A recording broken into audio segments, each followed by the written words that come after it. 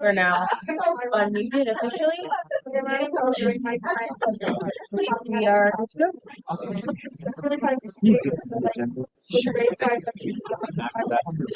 So that's who taught me how to use chopsticks, not my parents.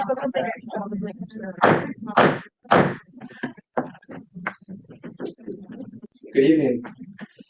It is my honor to call to order the 22nd session of the 54th Senate of ASCSU.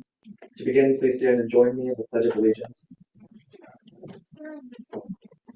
I pledge allegiance to the flag of the United States of America and to the republic for which it stands, one nation, under God, indivisible, with liberty and justice for all. Thank you. We'll now move into the CSU Land Acknowledgement Statement.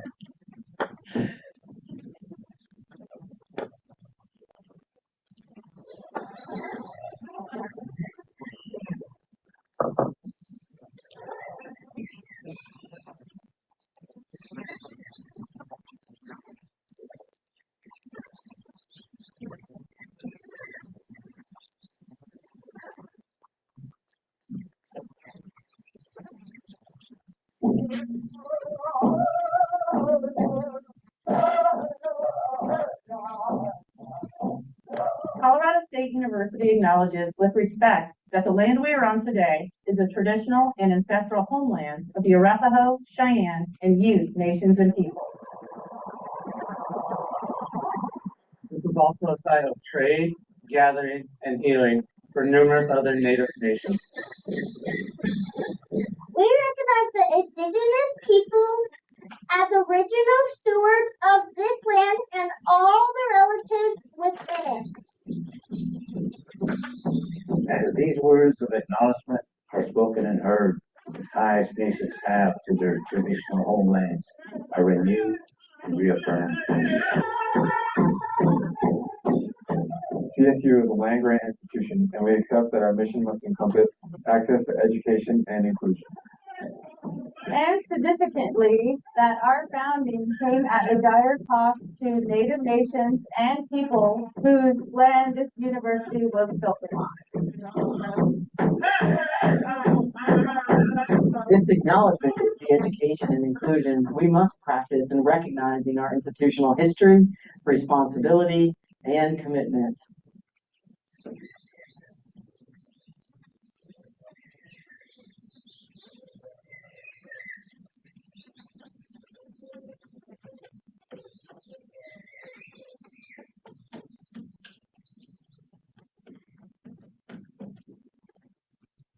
We'll now move into the swearing in of new senators and associates. Do we have any new senators and associates who need to be sworn in tonight?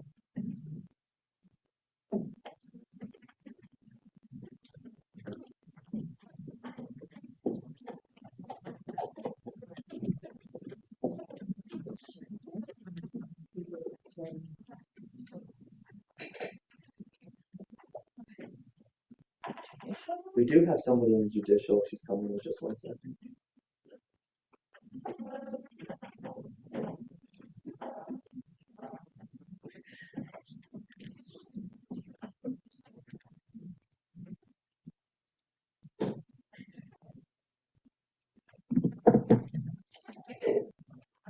Please repeat after me. I state your name.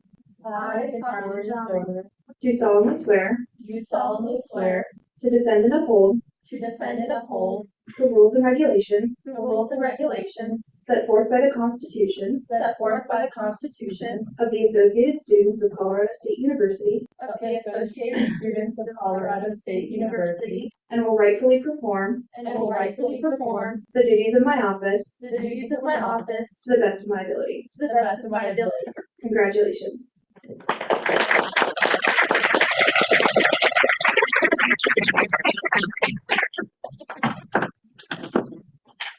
We'll now move into the beginning roll call.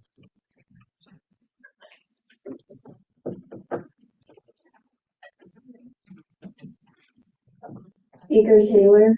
Present. Speaker Pro Tempore Reese. Present. Parliamentarian Camberg. Present.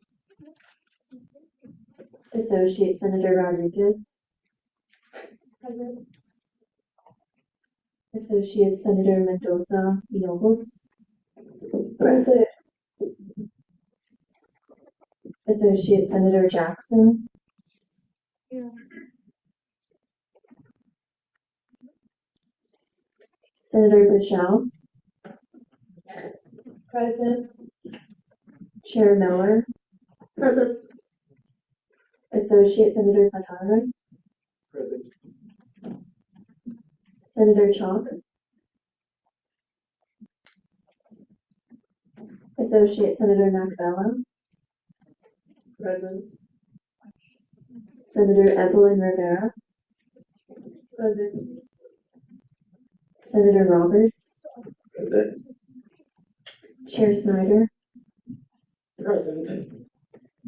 Senator Tomas Sorrell. Present. Senator Tapia Rodriguez. Present. Senator Falbo. Present. Associate Senator Tall. Present. Senator Zia Ahmadi.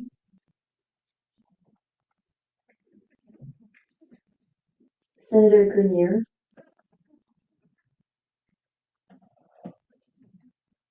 Senator Lee. Present. Senator Jowden. Present. Associate Senator Quesada Stoner. Present. Chair Myers. Present. Senator Leggett. Present. Associate Senator Lucero. Present. Associate Senator Brannick. Present. Senator Yoslin Rivera. Present. Senator Alvarez. Present. Associate Senator Flores Parrilla. Present. Senator Adelaide. Associate Senator Bachman. Present. Senator Mendoza. Present. Senator Salazar. Present. Senator Green. Present. Associate Senator Hernandez. Present. Chair Davis. Here. Senator Luna. Present. Senator Gray. Present. Senator Pickerel. Present. Associate Senator Grube. Associate Senator Harris. Chair McLaughlin. Present. Senator Gilroy. Okay, if you were just sworn in and your name wasn't called, if you could come up to the front at some point to put down your name so we can get you a placard and on the Senate membership list, that would be great. And you can talk to our wonderful speaker, Coach Brooke. With that, we'll move into consent agenda. Do I see any dissent to the agenda? Vice President Deeds. I'll motion to add the ratification of Chip Wilson to the school peer review board right after gallery. Do I see any dissent to that motion? Seeing none, that change will be shown on the agenda. Do I see any additional dissent to the agenda? Seeing none, we'll move into gallery input. Do we have anybody in the gallery who wishes to speak tonight? Seeing none, we can move into. Oh, yes, we do.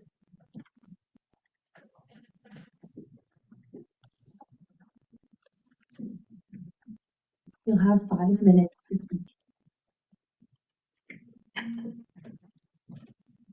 Hello, my name is Matthew Stachniak. I'm here to speak in support of the Lavender Cabinet bill passing.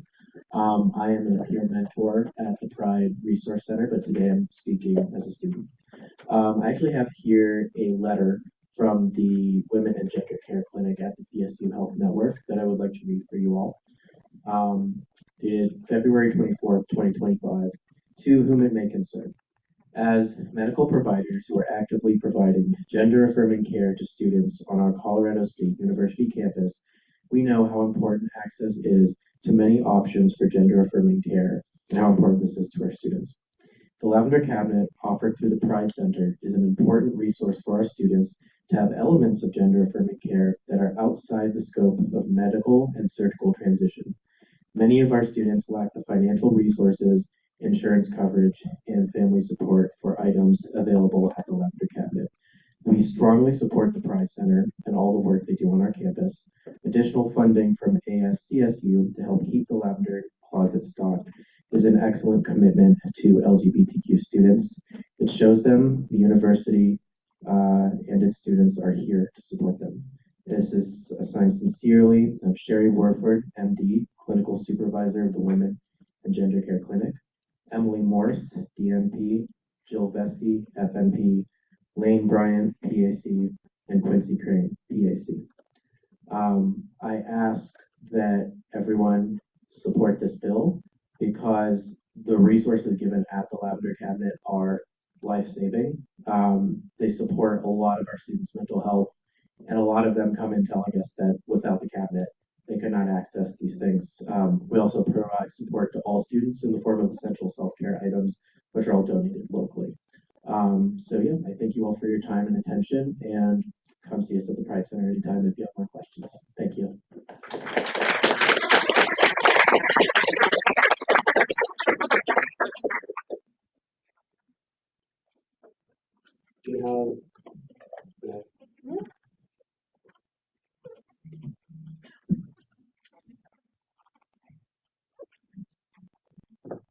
Hello, everyone. My name is Heinz Schneider. I am a first-year student here at CSU, and I'm also speaking in favor of the Lavender Cabinet bill because when I first came to campus, I got a tour, not just of campus, but of the Pride Center itself.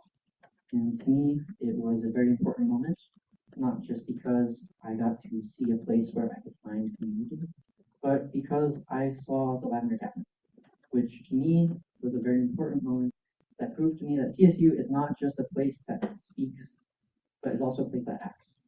And principles are not always easy to follow, especially for a lot of large institutions.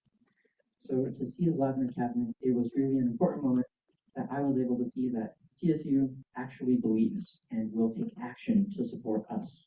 And for me, that told me I belong here. I have community here. And that means everything. And it has meant everything. Not just to me, but many other of my closest friends and students that we all share this community and campus with. Thank you very much.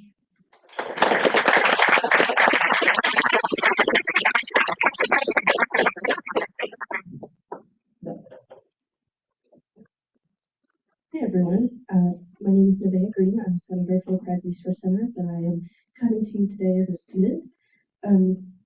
I have been, in my family, we have been struggling a bit with money from time to time, and so we couldn't quite afford self-care products. And the Pride Center and the Lavender Cabinet has been providing that for free for quite a long time for me. Specifically deodorant and period products, because those are very expensive nowadays.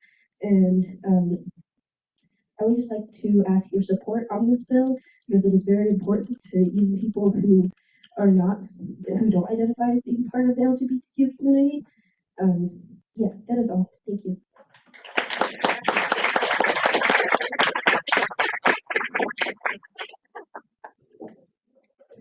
Hi everyone, my name's Kate and I'm a social work intern at the Pride Resource Center, but am speaking as a student tonight. And I also want to discuss the importance of the Lavender Cabinet and the passing of Bill 5411. I do want to assume a content warning for suicide risk and attempts. So with the rise of anti-LGBTQIA+ legislation, Colorado has become a safe haven for LGBTQIA students. Nearly 30% of young adults identify as queer, making it crucial that we have legislative representation. In 2017, CSU began tracking the well-being of queer students, finding higher rates of anxiety, depression, and suicide attempts compared to the national average. However, access to gender-affirming care and garments significantly reduces these issues. So in response, CSU's Pride Resource Center launched the Lavender Cabinet, which provides gender-affirming garments and hygiene products to support students facing financial barriers. And with 1 out of every 3 LGBTQIA+ students saying that financial insecurity impacts their ability to thrive at CSU, we recognize that financial barriers affect our students' ability to purchase or access these items in the Lab Cab on their own. Data from 2023 has shown that the Lavender Cabinet has increased feelings of belongingness and decreased loneliness, suicide risk, and attempts. And due to our high demand, our funds are entirely depleted due to purchasing items on demand. So we urge you tonight to pass Bill 5411 to ensure the continued support and success of students at CSU.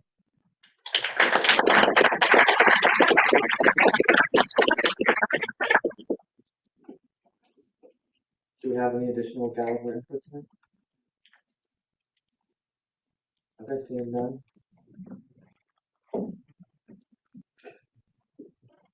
The Senate will move into the ratification of an SFRB member.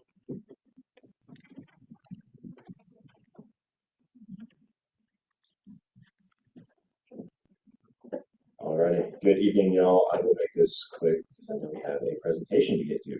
If I haven't had the pleasure of meeting you yet, my name is Braxton Hughes, I serve as the Student Body Vice President this year. This is Chip Wilson, who will be joining the Student Fee Review Board. As Vice President, it's my job to chair that board and bring new members on. So I'll read Chip's application here. He says he wants to join the Student Fee Review Board for CSU because he is passionate about ensuring that student fees are allocated in a way that reflects the needs and priorities of the student body. Additionally, he wants to learn and earn experiences relating to the allocation of budgets. He believes that his ability to collaborate with others and strong communication skills will enable him to contribute effectively. As a member, he will approach each funding decision with an open mind, carefully considering the impact on the student, and advocate for a fair distribution of resources. He wishes to join SFRB because he wants to get involved at CSU on a greater level, to provide his thoughts and to help our school through fee review revisions. So with that, I will hand it to the speaker to facilitate a Q&A section. We'll open up 10 minutes of Q&A. Chair Davis. Hi, good to see you again. Just based off of the attendance that you have had at SFRB, do you feel like confident in your ability to do what's needed of you? I definitely feel like just from the few meetings I've gone to, I've had an understanding of how meetings should be and the collaboration between all participants, and so I would say I do have a good understanding, and I believe I can really bring a good positive voice to the board. Great. Thank you. Thank you. Any additional questions? Seeing none, the candidate can take a step outside. Thank you.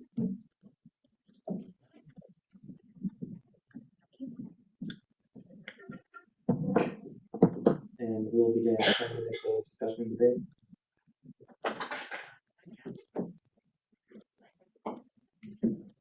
Chair Davis.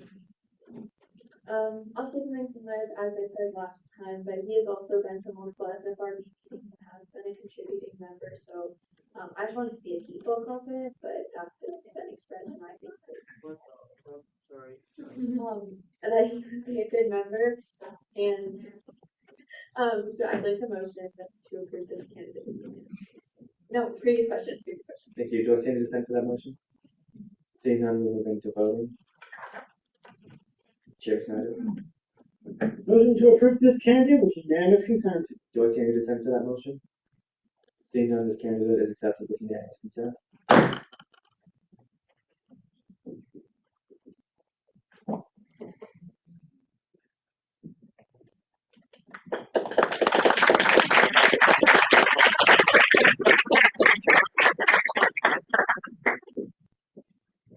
Spooky.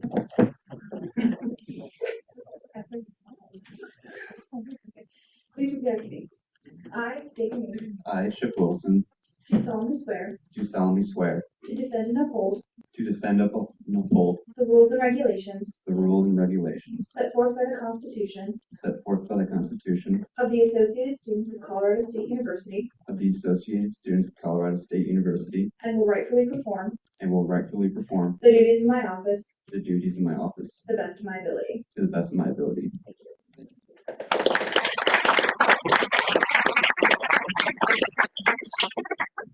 With that, we'll move into the guest speaker, which tonight is Jed Rocky Mountain.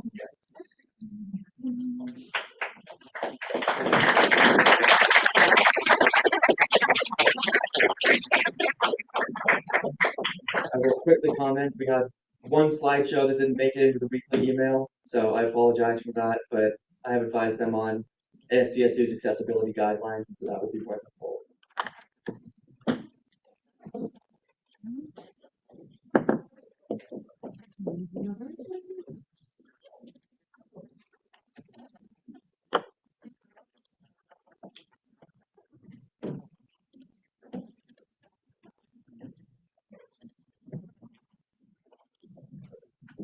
We don't have a presentation for the first one. Oh, okay.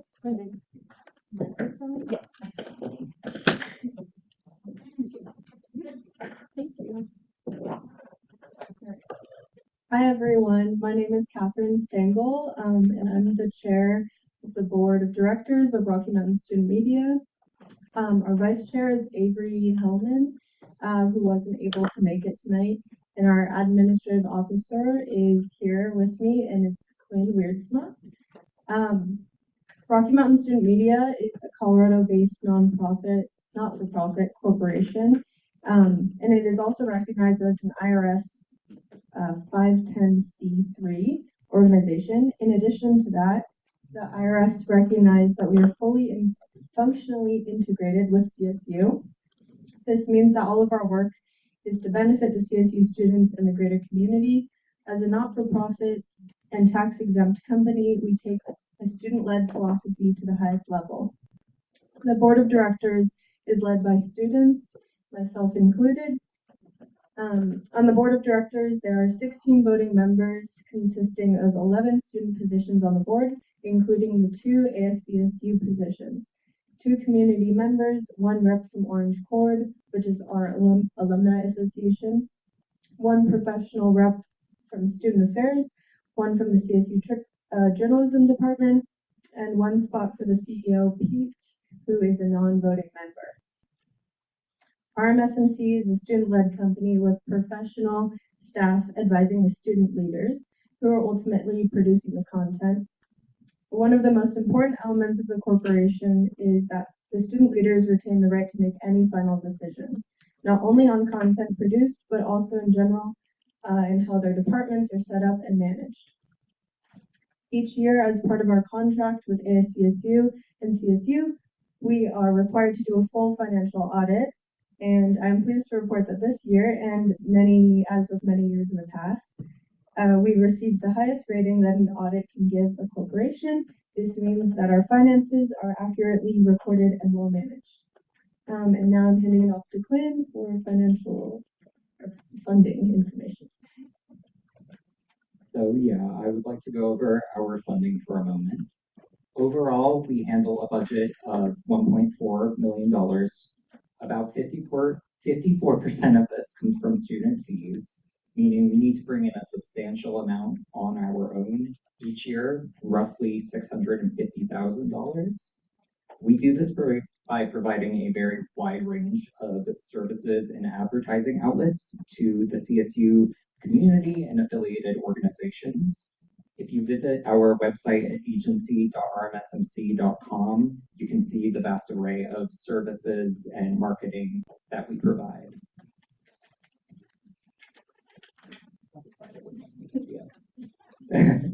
Comparing our funding to other Colorado-based universities that have student media programs, we are at the low end of funding, that is from the percentage gained from student fees and or from the school directly.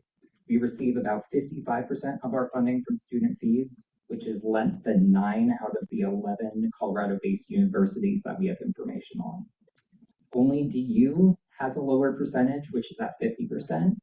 And for a little bit of reference, the student media department over at CU receives 95% of their budget through the university. We also offer a lot of departments that are not provided at these other universities. In addition to a paper, we also run a TV station, a documentary film department, a radio station, and some others. And then as part of our contract with ASCSU, RMSMC provides a number of benefits and media services for ASCSU. This year we hosted and live streamed the State of the Association address, and in addition we will host the ASCSU election debates. We also provide greatly reduced charges for student groups for all ads and services. And then ASCSU also has 2 voting member positions on the board.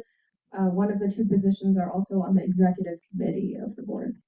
And then if you would like to know more about these direct benefits or you would be interested in using them, you can reach out to me directly or talk with Joseph Godshaw or Jillian Cook, who are the ASCSU reps on our board of directors. So that was some basic info about how we are set up and operate at RMSMC. To make sure we fit into our allotted time, let's move on to the departments. First up is CTV.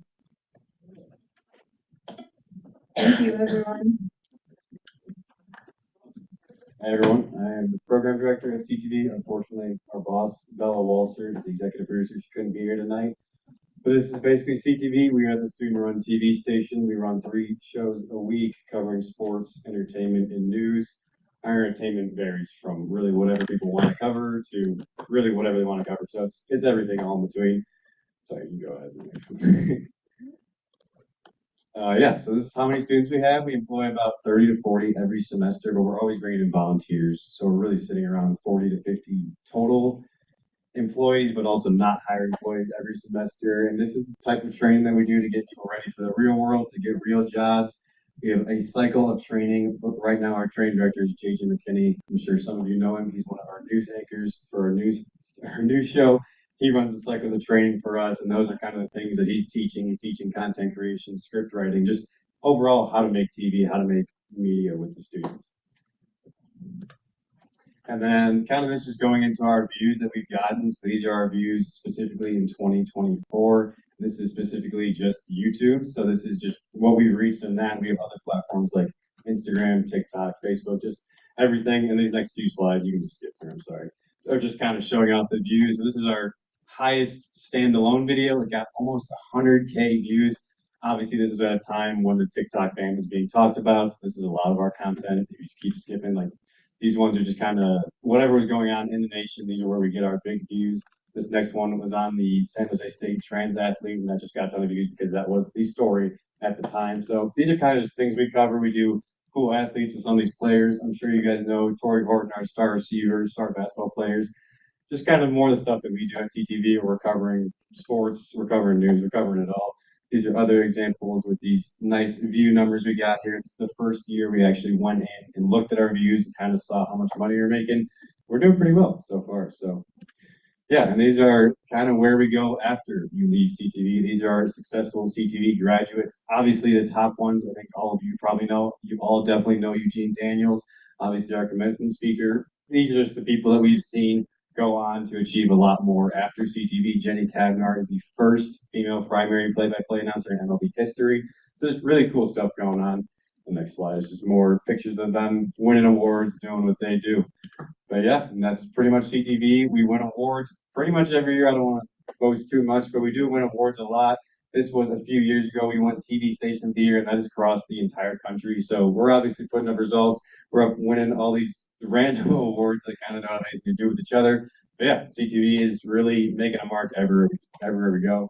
And these are some of our new initiatives that we started this year. As I said, we were talking about social media, talking about the views, talking about how much money we kind of make. But then we also started something this year that our partner KCSU does in a fundraising week. This is our first one ever. It was, it was a trying time, but we did try, and we at least got some fundraising. And these are kind of just other things that we're talking about. Ethics committee is one we are really pushing just so we can make sure that we're covering everything ethically. We're not leaving any view not told. But yeah, these are kind of the new things, and yeah, that's CTV as a whole, just a student-run TV station that covers everything from here on campus to world news to sports. So, yeah, thank you.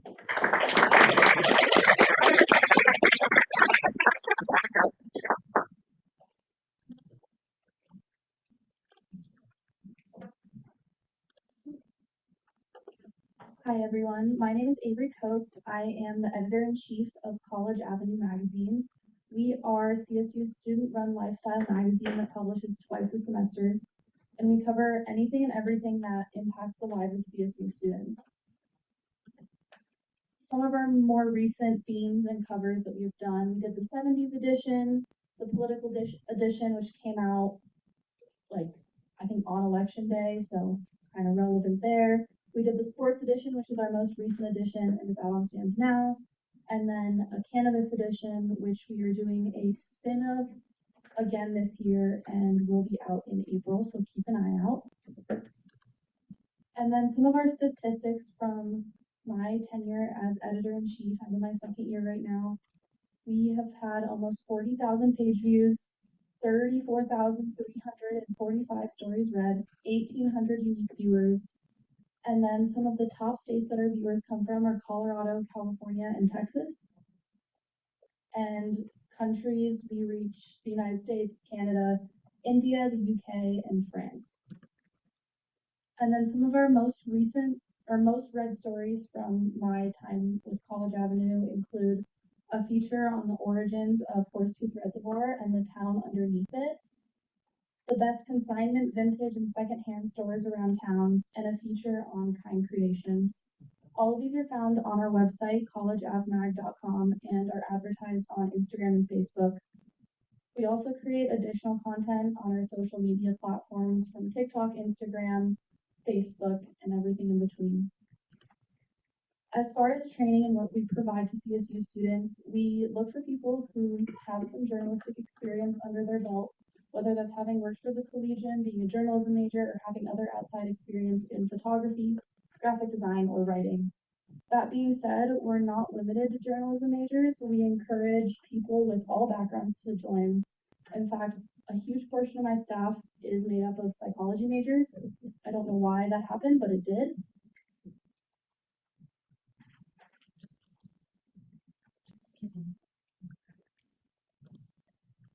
We build off of our staff's foundation and reinforce those journalistic and magazine creation techniques. College Ave caters to topics that bring in a narrower niche audience with longer form content. Graphic designers are taught how to lay out pages for magazine print production. Photographers are given the chance to experiment with more photo illustrations and a chance to be a little more creative. And writers can delve into very specific niche topics. We typically train new hires between print edition cycles, with the heaviest time for that being the start of fall semester. And I can personally say that these trainings are effective, having gone through them myself. And I have worked for both the Collegian and College Ave, so having gone through both, I can see the difference between magazine production and newspaper production. So being able to provide that for students, I think, is really important. Thank you.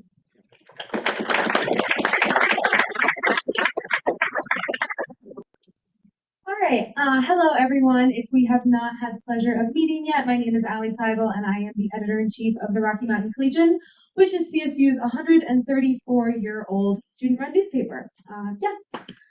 So a little brief history, because I kind of wanted to touch on this year about the Collegian and ASCSU. The Collegian actually founded ASCSU. I don't know how many people in here know that, but it's something that's pretty cool. And back in the day, the president and the editor-in-chief used to be the same person, and I think I could speak for both Nick DeSalvo and I when I say that we are both glad that that is no longer the case. And the editor-in-chief was elected in the spring and served as the president as well to manage the publishing contract and cover student interests.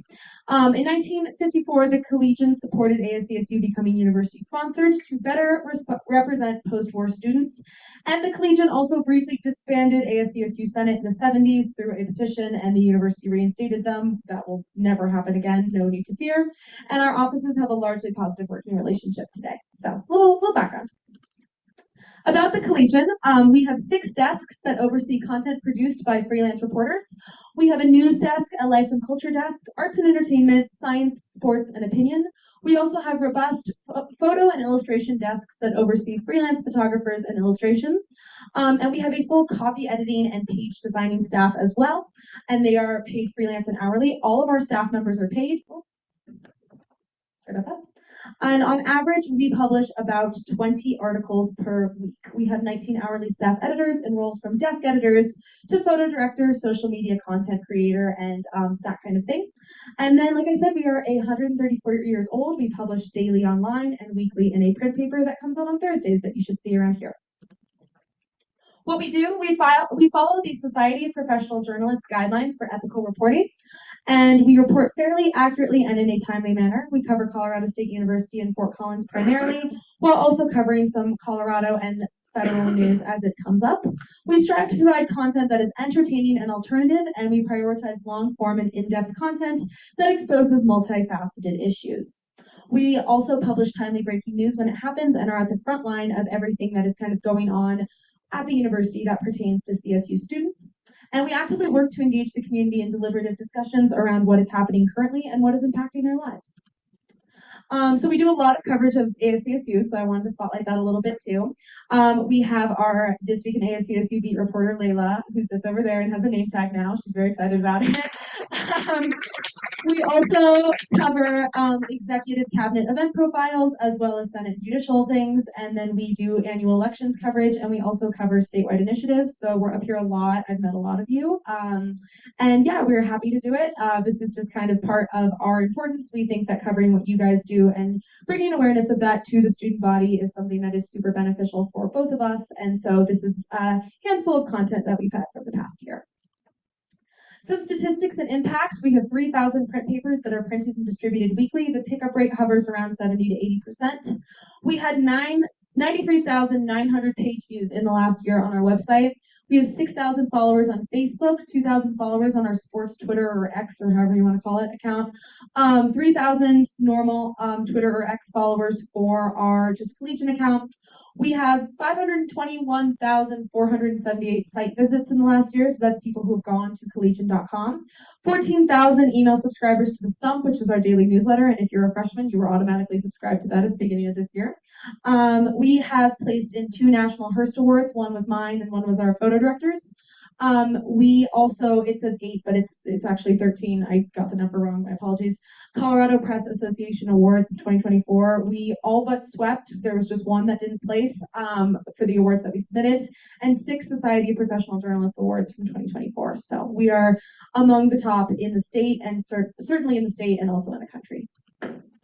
Preparing for our features, we employ students from different majors, including political science, psychology, and a number of other majors. We also have some students who are involved in different STEM majors as well. There is no one-size-fits-all major for working at the Collegian. We offer practicum credit to fulfill internship requirements, not just for journalism and technical communications students, but for any major. If you need practicum credit, come to us and we can help you fill that. All of our staff members are paid, which is something that really sets us apart. Our editors are hourly and our reporters are on a freelance structure, which is super great. Published work is one of the most important aspects to any journalist portfolio, job application, or graduate school resume. We give any student on campus the opportunity to complete published work, and we compensate them for that, so we think that that's pretty cool. And most importantly, we are continuing an honorable tradition of reporting on this institution in a fair and accurate way that has been passed down for decades. And we understand the responsibility, especially with decreased trust in media, to be an accurate and trusted news source for our audiences, and we strive to do so. So here's some kind of ways that you can find us. You can find us in print on Thursdays, and I know that I deliver papers to you guys' office weekly, so there are some here if you're ever curious what's going on. Collegian.com is our website, and then here are our social media handles. And then, yeah, thank you. This is my contact information. If anybody ever wants to reach out, feel free to submit letters to the editor at any point if there's something on campus that you're passionate about, and they will more than likely be published either online or in print, and that is a forever statement. If anybody ever wants to submit a letter to the editor, please feel free to do so. So, thank you, everyone.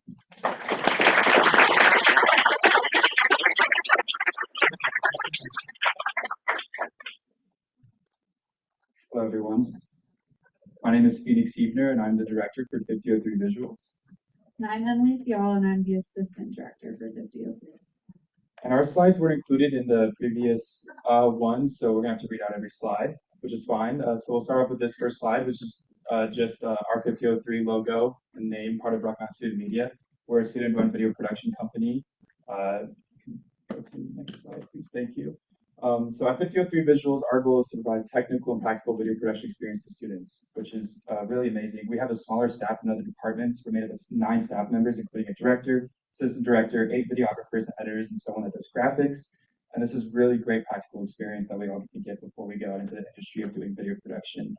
All the experience that we get through trainings and the stuff that we do on shoots is very hands-on experience. So everyone that works here really learns by doing it, which is like the greatest aspect of what we do here. Crew members that go through us gain a lot of practical experience in all aspects of video production. This includes client relations, pre-production, so emailing clients, understanding how to make that conversation, as well as building a statement of work, what that looks like. This is all stuff that the school department of JMC, the journalism program, really doesn't show or doesn't teach. So this is a really great opportunity for students to get to learn that, so that when they go into the industry, they understand this. They also learn on-set shooting, lighting, and audio production, and post-production such as editing. And again, dealing with these clients in the post-production stage is a huge thing. And we work diligently with CSU, local businesses, and individuals to elevate their vision to new heights. We've also had a multitude of awards. We won first place for Best Video Production Program by the College Media Business and Advertising Managers Organization, which has been really huge. It just shows our accomplishments that we have made as a department. And on this slide, we just have a multitude of photos. On the bottom right is a big photo of our staff and our crew. On the top right are 2 photos from shoots that we've done. The one on the left is Dallas, so not only are we really big with just locally with Fort Collins in northern Colorado, but we've ventured even outside the state. We've gone to Denver a lot, we've gone down to the Springs, and last year we got the great opportunity to go out to Dallas to do a shoot for a chiropractic company out there. And then on the left is just some screenshots from some of our projects that we've done recently. One of the top is for a project where we got to video for a children's product called 12 Little Tales, and on the bottom is a mountain biking company that we got to do, which is a local Fort Collins mountain biking company called Trailcraft Cycles. And yeah, I'm passing my to Emily. All right, so for this slide, I'll just kind of read off everything. For our community involvement, in 2024 and 2025, we've signed 20 clients and completed over 50 videos in the community, along with CSU departments. Like Phoenix said, we expanded our geographic reach. We went to Dallas, Texas last year, which was really amazing, really great opportunity.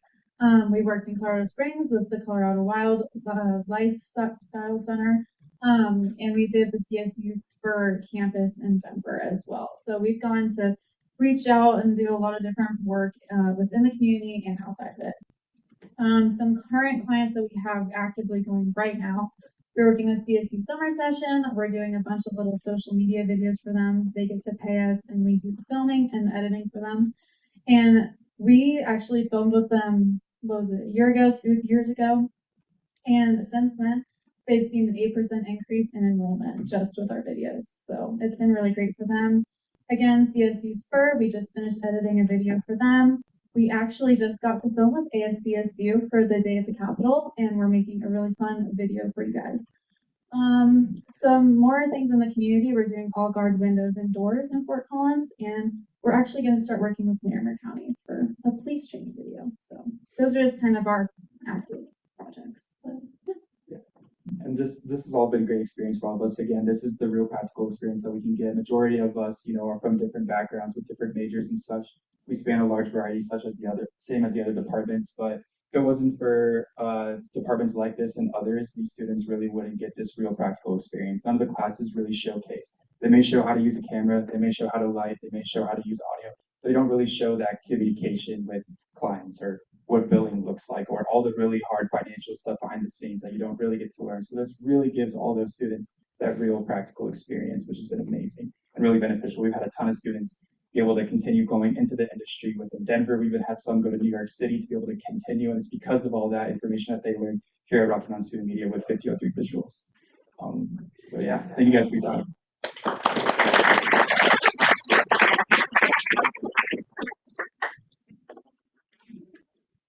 Hi there, everyone. I'm Ewan. I'm the station manager at KCSU 90.5, KCSU FM Fort Collins.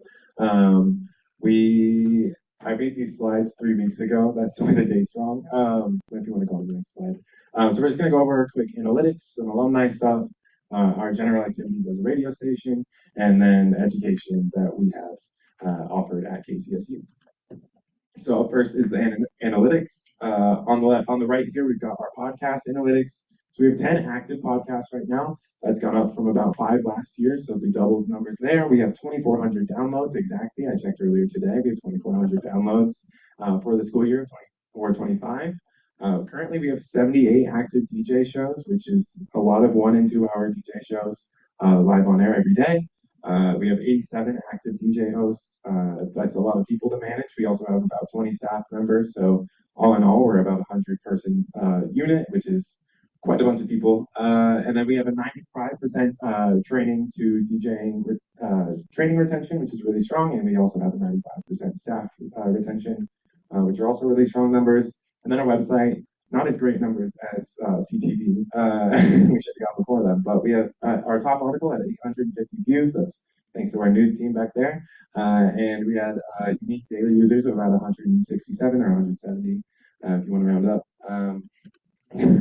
So our broadcast range reaches about 200,000 radios, which is quite a few people. We have a very broad range, especially for a college radio station. We're one of the few superpower radio stations in the country.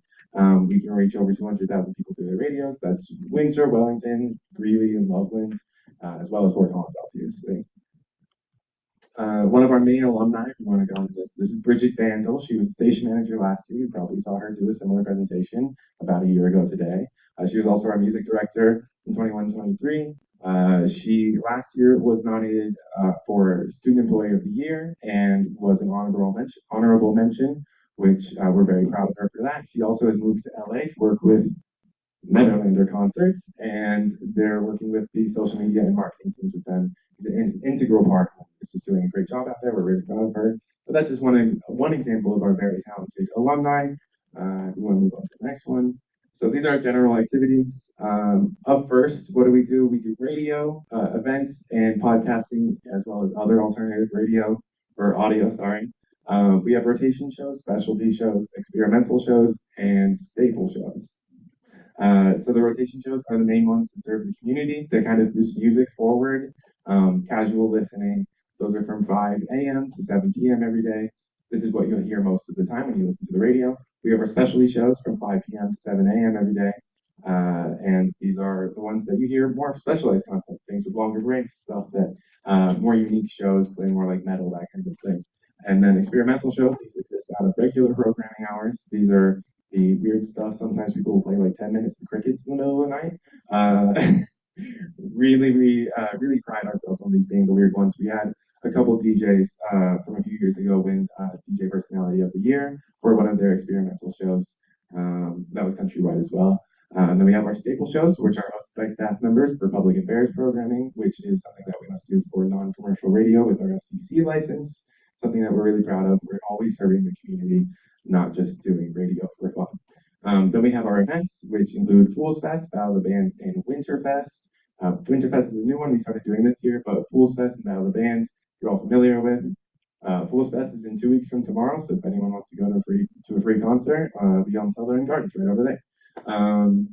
We're also hired for on-campus and off-campus events for live DJing, really strong stuff that we do there. And then we also have podcasting, alternative audio, which, you know what podcasts are. But we have a wide variety of podcasts both by staff and volunteers. And then up last is the general education that we offer to people.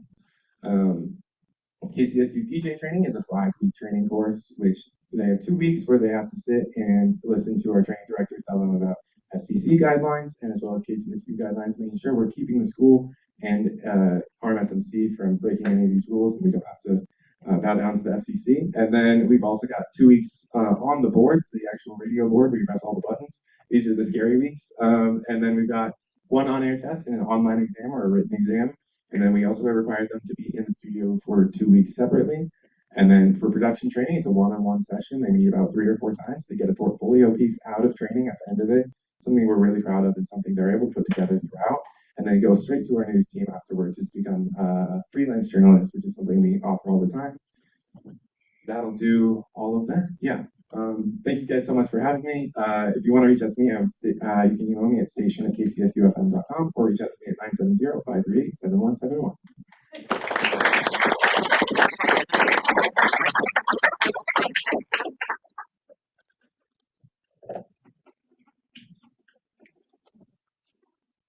Okay, so my name is Caroline Geddes and I'm the advertising manager at Colorado State University. So we're doing a combined presentation with advertising, marketing, and creative services. So we'll start with advertising and just the general importance of all three of our departments. Rocky Mountain Student Media's advertising, marketing, and creative services department provides CSU students with hands-on training, real-world experience, and paid opportunities that set them up for career success. Students gain valuable skills in sales, branding, digital marketing, graphic design, and content creation, building strong portfolios and professional networks. By working in a fast-paced, client-focused environment, they develop the expertise needed to excel in media and marketing industries after graduation. This year, Rocky Mountain Student Media was ranked the third best student media company in the country, as well as winning 20 other awards at the College Media Business and Advertising Managers Conference.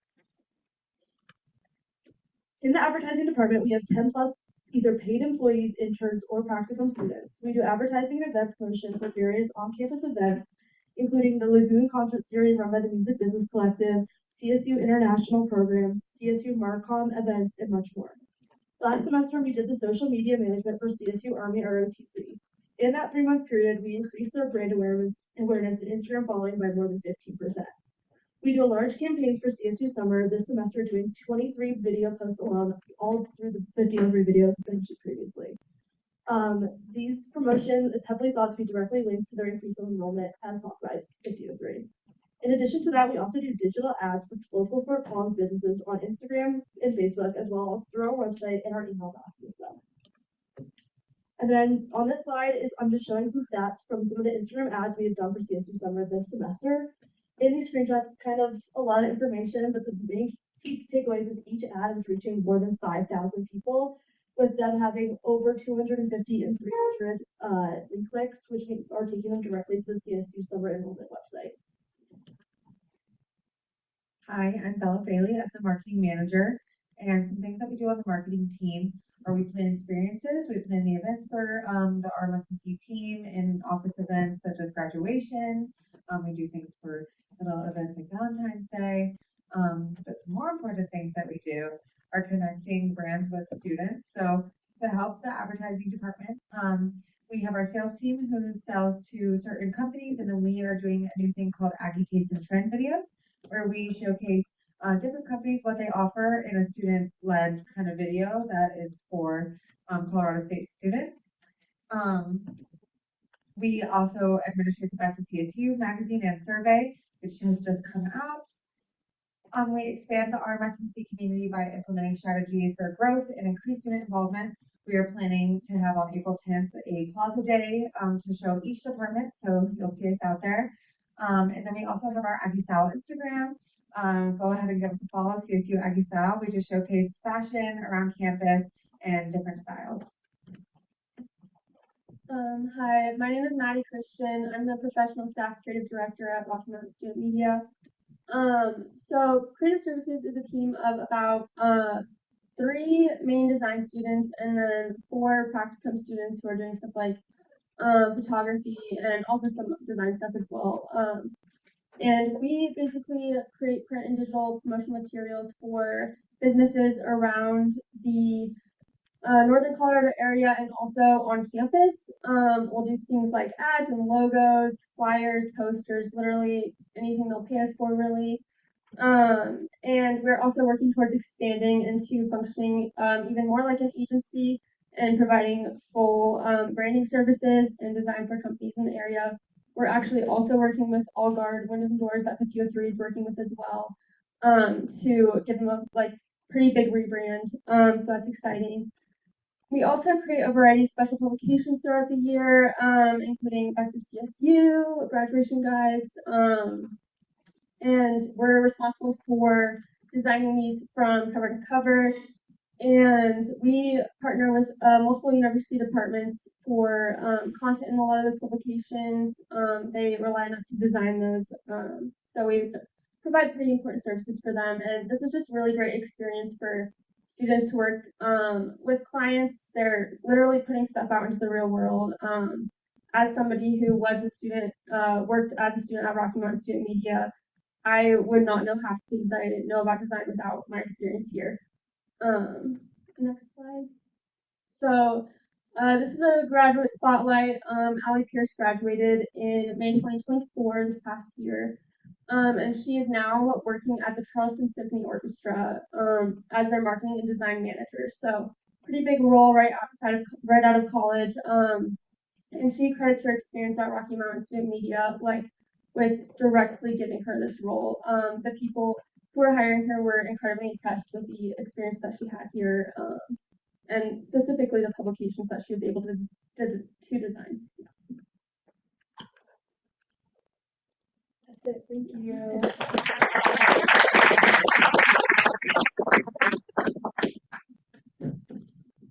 Hi everyone, I'm Carolina Graves. I'm the Executive Director of Treestump Films.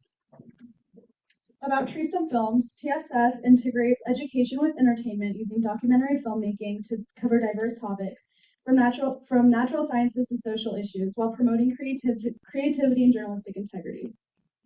TSF offers a hands-on documentary production experience for students who have the freedom to shape their projects under professional guidance alongside opportunities for networking. TSF is committed to high-quality standards to foster the development of future documentary filmmakers. TSF has a contract with Rocky Mountain PBS where we send out 30-minute compilation edit of TSF documentaries a year for broadcast. A good sample story that kind of represents TSF well is Rough Stock, Race for the Job. This documentary was directed by Milo Gladstein, who has since graduated and has received widespread acclaim. It premiered at the National Western Stock Show and garnered acceptance into numerous film festivals. Additionally, it has been showcased at various community events within the rodeo community, attracting significant attendance and appreciation. A little bit into our training, TSF is collaborating with RMSMC video advisor Josh Middleton to develop a video training program for future RMSMC video branches. This includes TSF, CTV, and 5003. This program will offer consistent training sessions and workshops throughout the semester, aiming to enhance their skills and foster their growth as advanced videographers and editors. Some TSF statistics include 6 documentaries currently in production, 9 documentaries completed for broadcast, 1 documentary airing on PBS, 2 30-minute TSF edits airing on PBS, 2 Hearst Awards, 21 film festival awards and official selections, both nationwide and internationally, 5 films broadcasted and streamed on PBS, 1 TSF member accepted to attend the very competitive, prestigious Telluride Film Festival, 11 crew members, including paid and work study interns and contractors, and then 4 different majors represented overall in our TSF crew. That's all I have for you guys today.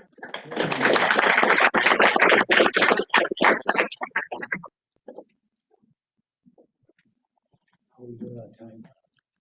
9 minutes left. 9 minutes, great. Well, good evening, everybody. Excuse me. My name is Pete Walk. I'm the CEO and president of Rocky Mountain Student Media, and I'm incredibly proud of the work that all my coworkers here do. We're peaking, and I hope they're setting a new standard for future generations, because we really got to crank it down there these days. At RMSMC, I oversee the general administration, financial management, and strategic planning, ensuring that we continue to innovate and grow at Student Media.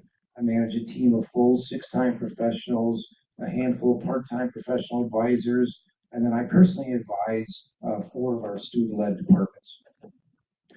This was mentioned earlier. I think it's important to reiterate, I may even say it twice, that we have nearly 300 paid students that work for Rocky Mountain Student Media. We're probably at about 375 with the total number of students that are involved with us. We do pride ourselves on paying students as much as possible. There are some students that do work with us for credit, and there are some that come and decide to volunteer because there isn't currently a staff position open. But if those students stay with us, they generally can grow pretty quickly into a staff position. So that makes us one of the largest, if not the largest, student media company in the country. And I would argue the best. I'm not going to get into all the awards. I think we hit on that. The Hearst Awards in particular, I think we've got 10 in the past 8 years. including 2 or 3 in the last year. If you're not familiar with the student media environment, the awards, the Hearst, the reason we've mentioned that a few times, it is the top award by far. It's considered the Pulitzer Prize for student media, and for Allie to have received one and Garrett Mogul just in the past year is an incredible accomplishment. And I think it's a testament to the dedication and talent that we have within this organization. If you're interested in the full list, armsmc.com, that's our corporate website. That's also a really good spot to learn more about us, to watch tree stump films, CTV packages, listen to KCSU podcasts. If you just start at armsmc.com, from there, it'll launch and direct you to our individual content platforms. Some of you may assume that this is primarily a journalism student effort here. They represent under 40% of our staff. That's still a lot, I understand, but it is probably less than a lot of you had thought. Last time I looked, we were up to 38 different majors that are represented at student media. After journalism, then it's business, art and art history, communication studies, natural resources, and English have the highest percentages after journalism. There's a few engineering students, and you name the major, we probably have a student working for us. This diversity of thought and expertise really strengthens our storytelling and broadens our impact. In 2023, we hired an outside consultant to strengthen our DEI efforts, particularly within our hiring practices. And from that initiative, this past year, we formed 3 subcommittees to enhance onboarding, staff cohesion, and outreach, all with a DEI lens to it. And given today's political climate, this work has become even more important, and we remain deeply, deeply committed to it. Currently, 32% of our staff represents as racially diverse. I think that is a couple percentage points higher than CSU, although I struggled to find some accurate information on that. And additionally, while tracking this is a little more challenging, roughly 15% of our students identify as non-binary. Innovation is really at the heart of what we do, and we continue to push boundaries in student media. And over the past year, I don't have enough time to hit on everything. I just want to hit on about 2 or 3 different of the new initiatives. One is that we did restructure our advising a little bit. We really did realize that some of our departments were lacking that professional support to be able to help train and direct them and get the most out of their experience at student media, but also produce the best content for you.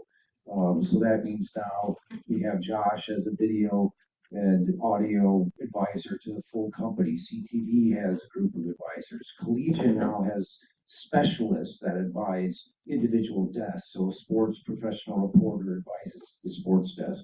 It's still early in our testing for that, but it was definitely one of the biggest changes we made. And we did it with the future in mind and what we think would have the most impact on the experiential education for our students and the content you receive.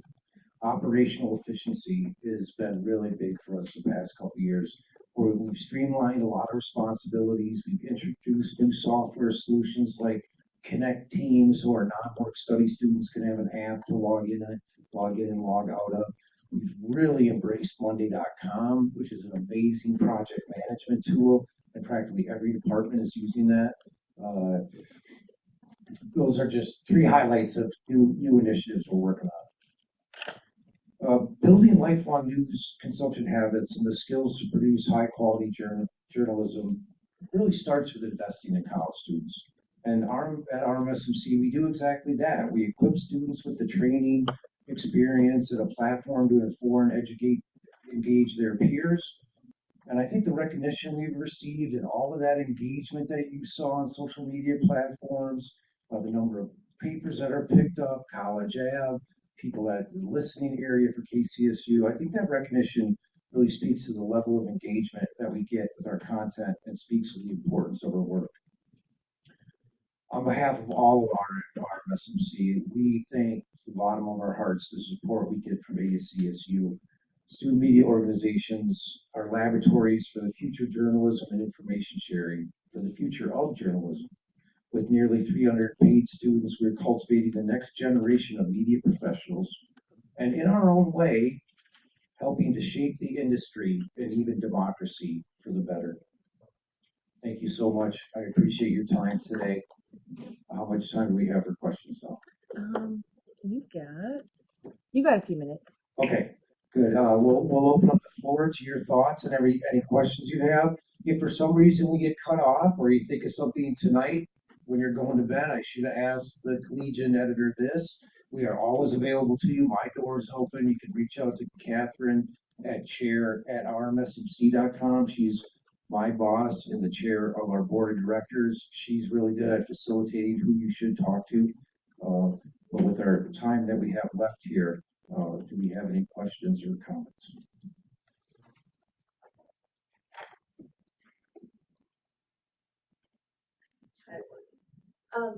For the Collegian specific, do you guys take opinion requests from anybody, or is it just letter to the editor? We do technically. If you're a senator, you can actually be an opinion columnist for us. As long as you don't write about ASCSU, so you can do both. Our wonderful opinion editor, if you just email opinion@collegian.com, we'll be able to put you in contact with that, and then you can write columns about quite literally anything. We have a lot of fun things. So if you're interested, please do, and you get paid for it too.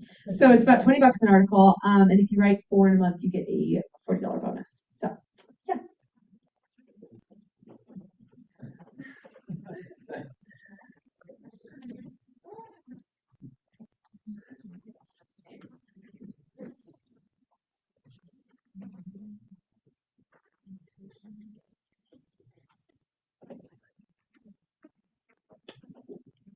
Any additional questions?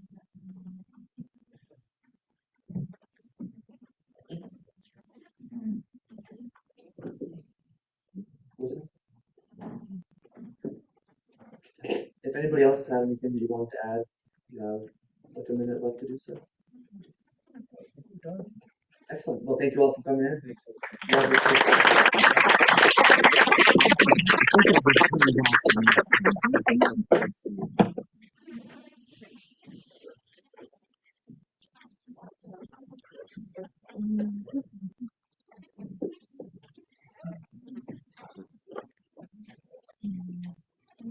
With that, the Senate will move into executive reports.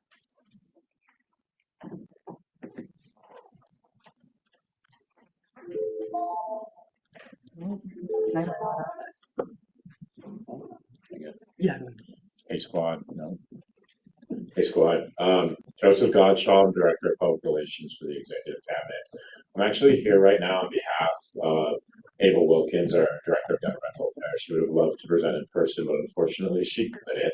So I'm just gonna give you a little general update on Day at the Capitol, which happened on Monday, so just a few days ago. We had an amazing turnout, 60 students. We were able to meet with our state legislator for lunch. We met the Lieutenant Governor. That was really awesome. We talked to so many different people. I know a bunch of people were here and were able to make it. Thanks for coming. We really appreciate it.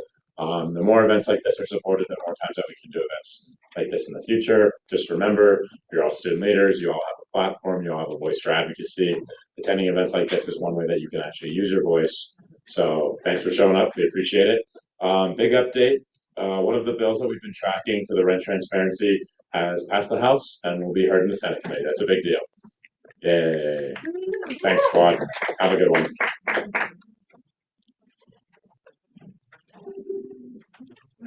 Hi everyone. If you don't know me, my name is Sophia and I serve as the Deputy of Sustainability for Exec. And one of the events that Environmental Affairs Department has coming up is our Sustainability Community Roundtable. So I'm passing around some flyers for that. Don't have some for everyone, but if you want to take a picture, please feel free to. But yeah, I just wanted to let y'all know that's coming up after spring break on March 27th. That is a Thursday from 5:30 to 7:30 in the Longs Peak room, so right above us.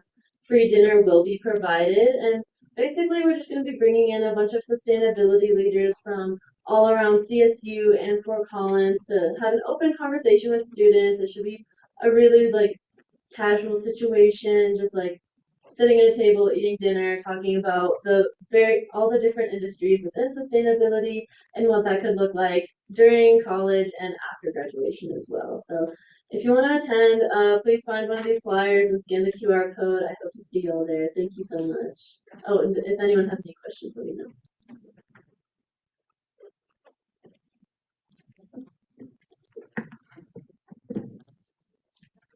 Hello, beautiful people. If you don't know me, my name's Georgia White. I'm the Director of Basic Needs, and I use she, they pronouns.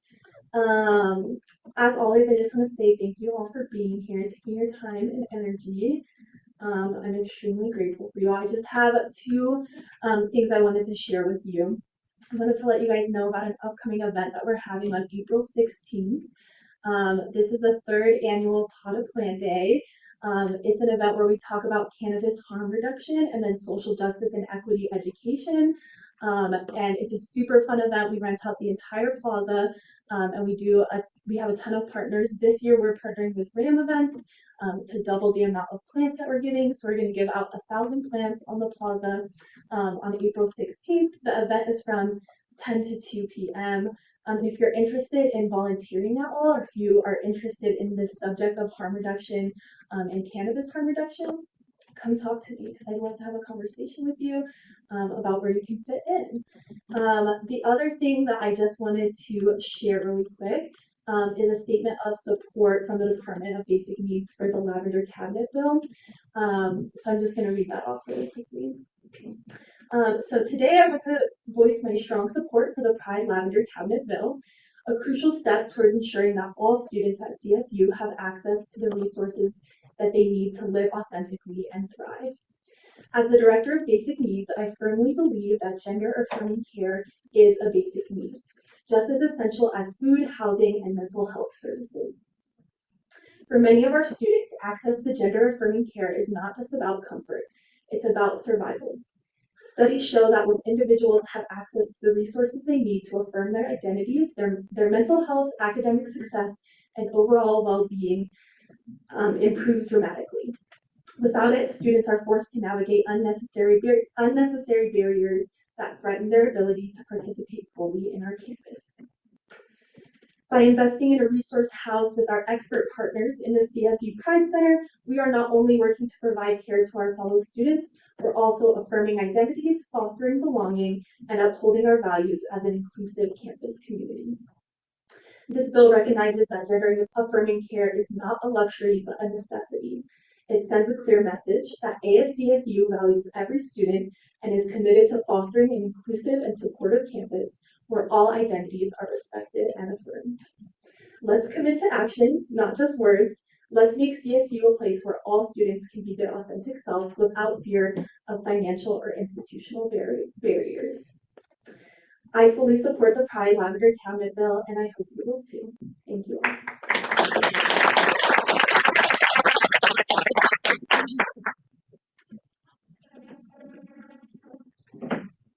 Moving on to judicial reports.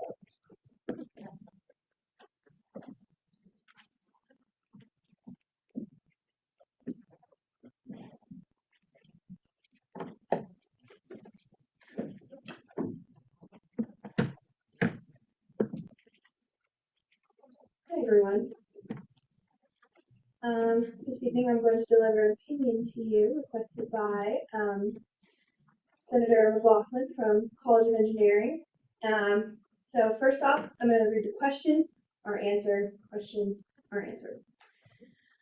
So, first question. Sorry, I'm just gonna, can I put this? Yeah, awesome. Okay. Here's a question. For the purposes of Article 11, Section 1101, subsection E of the ASCSU Constitution, quote, the first vote shall take place no sooner than 1 week after the initial presentation of the bill, quote, end quote. Is a week defined as any time on the 7th day following the initial presentation of the bill, or 168 hours after the initial presentation of the bill, or something entirely different? The Supreme Court has determined the following. Here's our answer to question number 1. In a 6-0-1, one being Associate Justice Barry McCoy abstained, the court has determined that a week, as cited in Article 11, Section 1101, subsection E of the ASCSU Constitution is not defined. However, the Constitution occasionally specifies time periods in hours instead of days or weeks. Therefore, the court concludes that the use of the word week in lieu of corresponding amount of hours was intentional. It follows that Article 11, Section 1101, subsection E is not referring to a specific amount of hours, but rather simply any time on the seventh day following the initial presentation of the bill. Question 2, why? This is our answer to that. Article 1, Section 106, subsection A, Part I states, the Speaker of the Land Acknowledgement will be designated 48 hours in advance by the chair of the meeting. Conversely, Article 11, Section 1101, subsection E of the ASCSU Constitution states, the first vote shall take place no sooner than 1 week after the initial presentation of the bill. Because the Constitution occasionally specifies time periods in hours instead of days or weeks, the court concludes that these differences are intentional. Therefore, the court cannot further define week or day in terms of hours. So question 3. Does this definition apply to all parts of the Constitution, making the definition of, quote, day the lapsing of 24 hours? So our answer to that, in a 4-to-1-2, so sorry, 4 of us were in agreement. We had 1 dissent and 2 abstention vote. The court has determined that the Constitution does not provide a definition of day because the differences in verbiage as regards to the use of hours as opposed to days or weeks, a definition cannot be applied to the entirety of the Constitution. So 4 of us justices said that a definition cannot be applied to the entirety of the Constitution when it comes to day. We had 1 dissent and we had 2 abstentions. Associate Justice Scott Perez here is going to give his dissent. But before we move into that, are there any questions that I can answer about the majority ruling here, the one that is going to stand? So just in regards to the day one then, just to clarify, it's not a 24-hour period.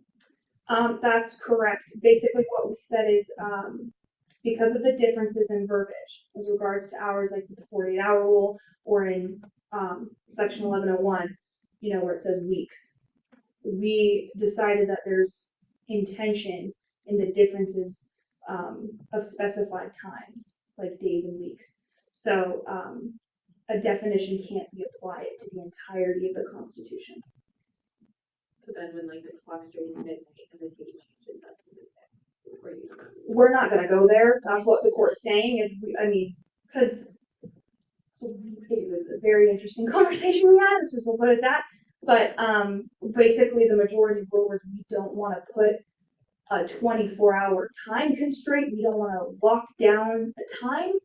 I just imagine like if somebody's business is done at 7 p.m. and then there's a ruling that says it must be done a day later. We don't want that 24 hours to have to be done at 7 p.m. the next day when what if conveniently you could meet at noon the next day? Like I guess the details and the I don't know, it could just get very complicated if we decided to define day, because there are so many different ways that the Constitution utilizes time. Are there any other questions before I move into the dissent? No? Okay.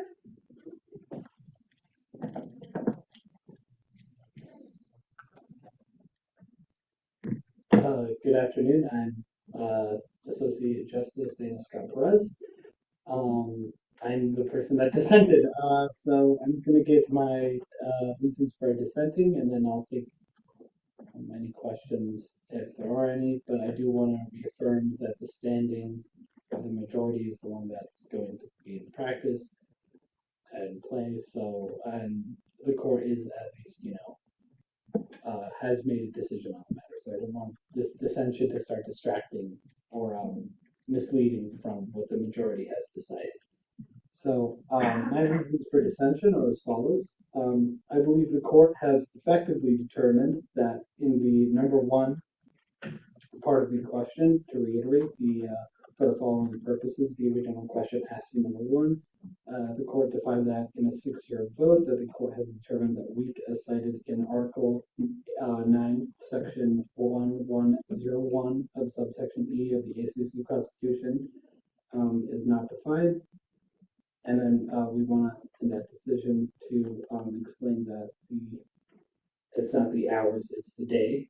We used our authority to define the day, that it's the 7th day. Therefore, for the number third decision, I believe the court does indeed have the authority to define it as a day. And I believe the court should define it as a calendar day rather than an hour date due to differential hours and also the intentionality of the wording in the Constitution when it specifies 48 hours versus business days versus a day. I believe this is intentional. Therefore, I voted to dissent as I believe the logic in arguing that the court has the authority to determine the first question means that we have the authority to determine the third question. Therefore, that's why I dissented. I do have a written dissent that's going, I'm gonna put that to the front desk for the next week. I'm sorry, we had our meeting yesterday, so I didn't have enough time to get that going for today. So that will be, I will be testing an audio version as well for accessibility. This will be our first. So if that goes well, I'll start going back and making more audio versions or opinions. Any questions? Okay, sweet. I hope that made sense. Please. Okay, thank you.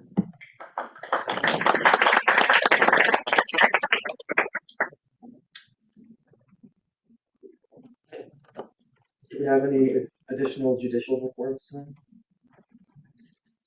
Seeing none, we'll move into legislative reports, beginning with officers. Day at the Capitol was Monday this week, so if you got a chance to go to that, that was a lot of fun. If you did not get a chance to go to that and you have a chance next year, we should definitely take that. I always love Day at the Capitol. I've been meeting with some people this week. I know that we've had some kind of communication issues within Senate, specifically with like some of the timing of things and some of the emergency session stuff that we've had. So I've been looking to address some of those. I will continue that until the end of the week. Next week as well is spring break, so we will obviously not have a Senate session. If you want to get in touch with me, I'm easy to get in touch with. So send me like a Teams message, an email. I'm addicted to Teams, so I'm easy to access on that, but I think that's all I have.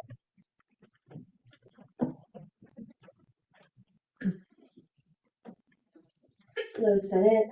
We did have less turnout for our emergency session, so if you've already heard some of these, I'm so sorry, but we have more housekeeping that has been kind of put off the last couple weeks. First, we have a little checkout form on a clipboard for the bill book, so if you could take it out of the office, if you would just mark down your information, it's pretty self-explanatory, and leave that clipboard in the office so that if it doesn't get put back, we know who to track down. I also want to apologize for some of the communication breakdowns that have happened that have resulted in there not being smooth feedback mechanisms. So I want to let you all know that I'm working really hard. Our team is working really hard to rectify those communication breakdowns. So some of the new ways for feedback mechanisms to occur, particularly where my job lies, first and foremost is our lovely speaker Taylor. You can always, if you have some concern that you don't feel comfortable coming to me with, please come to Hayden. The next is, I announced this last week, but I put up a little QR code, a couple different ones, outside of our office. One is to give feedback that can be anonymous if you like, if that makes it easier to communicate, but then also a meeting, QR code to set up a meeting.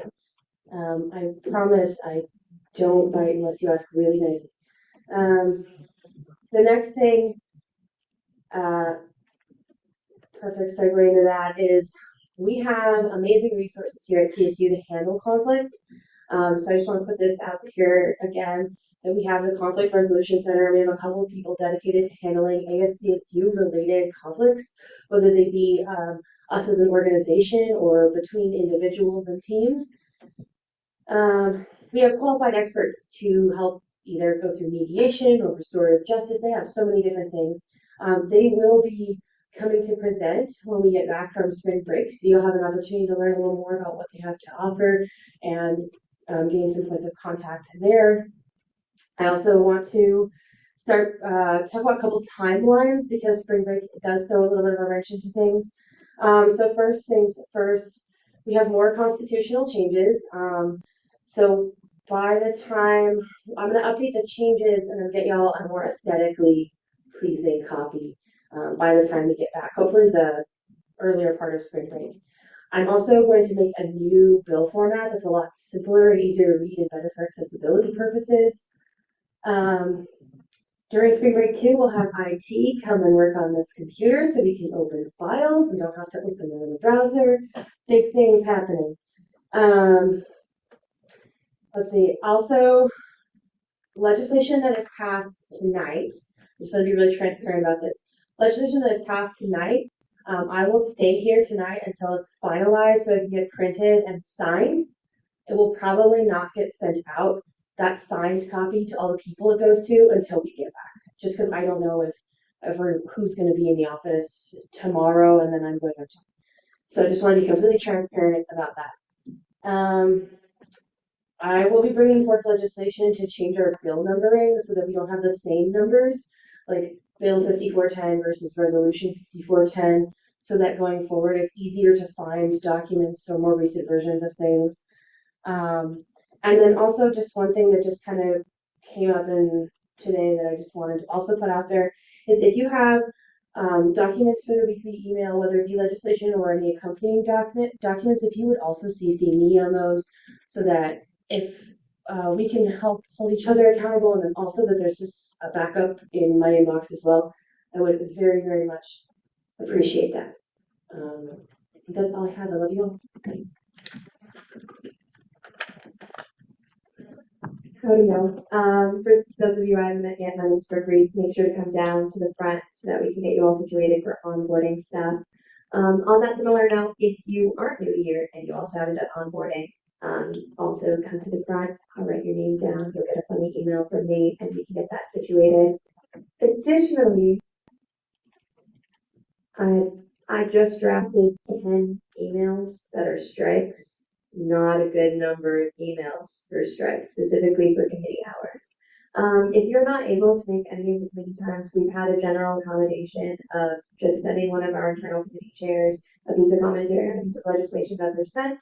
Make sure to CC me if that can also count as your hour. We really just don't want people getting strikes. Additionally, if you aren't getting a strike this week, but you missed committee a different week, you'll be getting a warning email from me. And from here on forward, expect strike emails Thursdays, 8 a.m. For both committee and Senate attendance. Yay, thank you.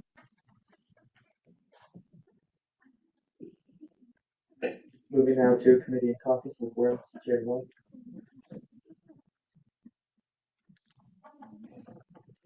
Hi everyone. For those that don't know me, I'm Elliot Lutz. I'm an associate senator for the Warner College of Natural Resources and the chair of the Internal Affairs Committee.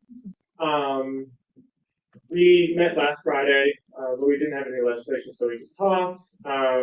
Constitution Subcommittee is also officially meeting this week for the first time. We had a grand total of 0 people show up on Monday. It'll be meeting again tomorrow, 4 to 5. If you don't show up, I guess I get to do my homework, so that's cool. Please show up though, it's really cool. Internal, yeah, if you can't make any of the committees, feel free to send me an email. Be sure to put you on attendance. And I think from the most recent opinion from the court that the internal chairs have some legislation to write, so I'm looking forward to that.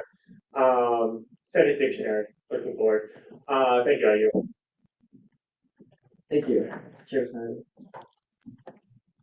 Hello, everyone. So, if you don't know me, I'm Morgan Snyder. I'm a senator for the Cultural Liberal Arts and chair of Accessibility Caucus. So, last Friday, we mostly planned for our long-awaited meeting with facilities, which will be happening this Friday from 3 to 4. From 3 to 4, where we will be discussing the current projects with facilities, including the door buttons and the and any ADA compliant projects. That and that's it for right now. Thank you. Chairman Clough. Budgetarian met yesterday from 2 to 3 p.m. We reviewed Lex 5416 and discharged it with one spelling edit. The committee will likely soon start making preparations to educate the Senate on how the ASCSU budget proposal process works. And yeah, that's all. I yield. Thank you. And Chair Davis. Hi, sorry, I lost all my tabs for a second. I got really scared, but they're back. I'm gonna do two reports actually. You hear a lot of talking from me today. The first one is Women's Caucus, so Olivia's not here.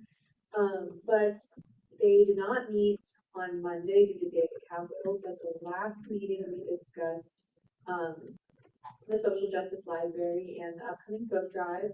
So we do have plans on getting boxes for certain book drives. I know that was mentioned as well. But that is still in the works and should hopefully start rolling right after spring break, so right when we get back. So be on the lookout for that. If you have books that you want to donate, that'd be super cool. Also, if you don't want to donate them to the book drive, but still they want to donate them, you can email Olivia, and we'll set a way for you to get that. And in terms of reproductive care kits, that is also still in the works. I actually don't know how far along it is, but it is still like going. Housing Caucus. Housing is so cool, guys. You should come to Housing Caucus. I have not been providing very good updates lately, so I apologize. We'll do that now. So we did a couple things last week. We did meet on Monday. One of them is we've been discussing with a student from the Center for Public Deliberation who is also like an active member of the caucus for something that she is doing for like a senior project, which is similar-ish to a community roundtable, but not. But it's directly related to housing. And so students are going to come and be able to talk about certain housing concerns that they have, and we're going to hopefully have a pool of resources from across CSU campus and even City of Fort Collins for students to talk to and kind of just gather resources related to housing and basic needs. Furthermore, we discussed a little bit taking specific stances on housing policies. So I made a really cool form that I sent out to the teams. Please fill it out if you have opinions on anything. All kinds of different housing stuff. If you have an opinion, I want to hear it. And I will, before I send any official policy stances out, we'll be discussing with like Senate leadership and government affairs just to make sure that goes properly. So if you have concerns about that as well, also fill out the form. Just fill out the form. It's on Teams. Anyone can fill it out, not just send it. And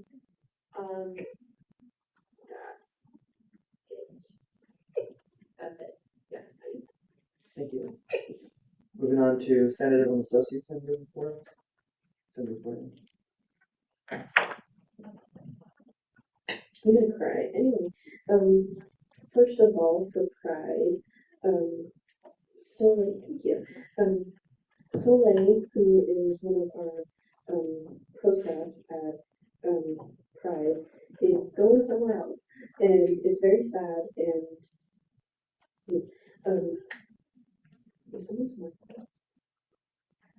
thank you. And they're having a going away party for them on March 25th from 4 to 6 in LSC 226, 228. Secondly, the Lavender Awards ceremony for graduates is on May 2nd at 5:30 in the Lawrence Team Center Theater. Grads need to RSVP by April 28th. And Y2K is coming up on April 6th. It's a drag show. You should go. It sounds fun. And also, if you like tea parties and fun, fancy things, then come talk to me. I won't tell you why until you come talk to me. Thank you. Thank you. Senator Rivera. Hello, I hope everyone's having a good night. I just have two announcements. The first one is we do have a career coaching workshop, March 14th, navigation flows, graduation stress, and then, March 25th. March 14th will be at Pride, from 5 to 6, and then the March 25th on Tuesday will be at El Centro, how to start your own business. And then some more exciting news. Our applications are open for for someone's celebration. And then the deadline to reserve a stall is Monday, April 7th, or until they run out. So please go claim a stall. And I hope everyone has a great spring break. Stay safe, stay warm. And yeah, I love my day. Thank you. Chair Davis. Back. So we have a lot going on this month as well at the Safe Center. Also, really quickly, just want to confirm that for spring break, our LSC office is not open, but our SSB Student Services Building office is open for in-person advocacy. So that is still a thing. And then, of course, our victim assistance hotline runs 24/7. That will continue through spring break as well. The month of March is Women's History Month. Go women. And so that means that we have a lot of events going on. So we have our Bread and Roses events, which are kind of like lunch mingle. They call it the Lunch and Learn series. So we had one today from 12 to 1 p.m. And then we also have one tomorrow from 12 to 1 p.m. And that one will be in LSE 304 to 306, like right upstairs. So come by, get some free lunch, chat with people.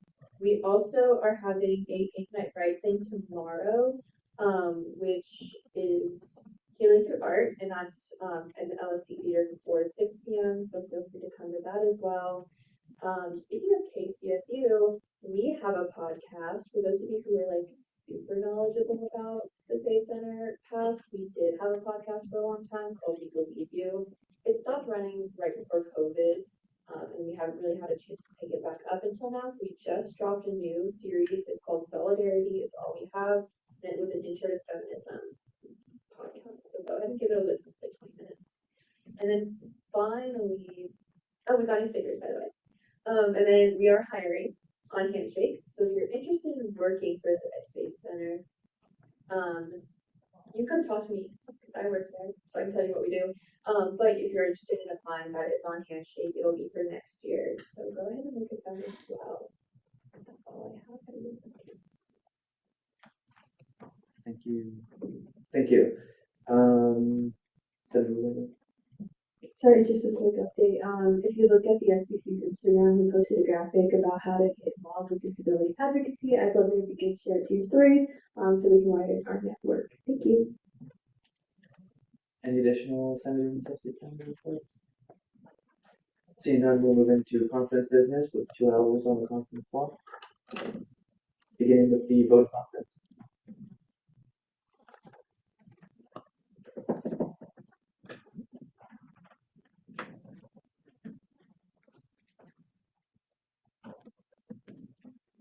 Hello, everyone. I'm Garrett Lopez, the elections manager. I just wanted to start by briefly thanking every member of my elections committee, in particular my vice chair, Lauren Davis. She's really helped me out in the last few days, really getting some work done. So that's been fantastic. Just a quick note on the elections and everything. The application is still open and it will close on Friday at 5 p.m. So if you're still looking to run for any positions or know anyone who does want to run, that would be the time to do so.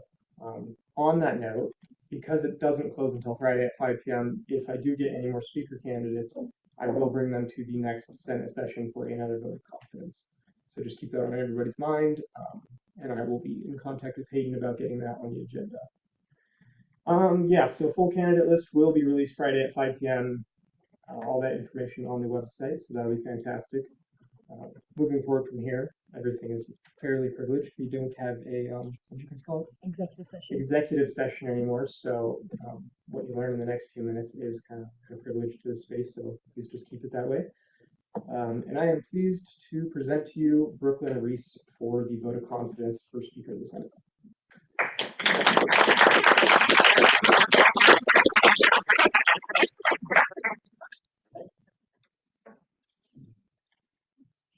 You have 10 minutes to speak about yourself.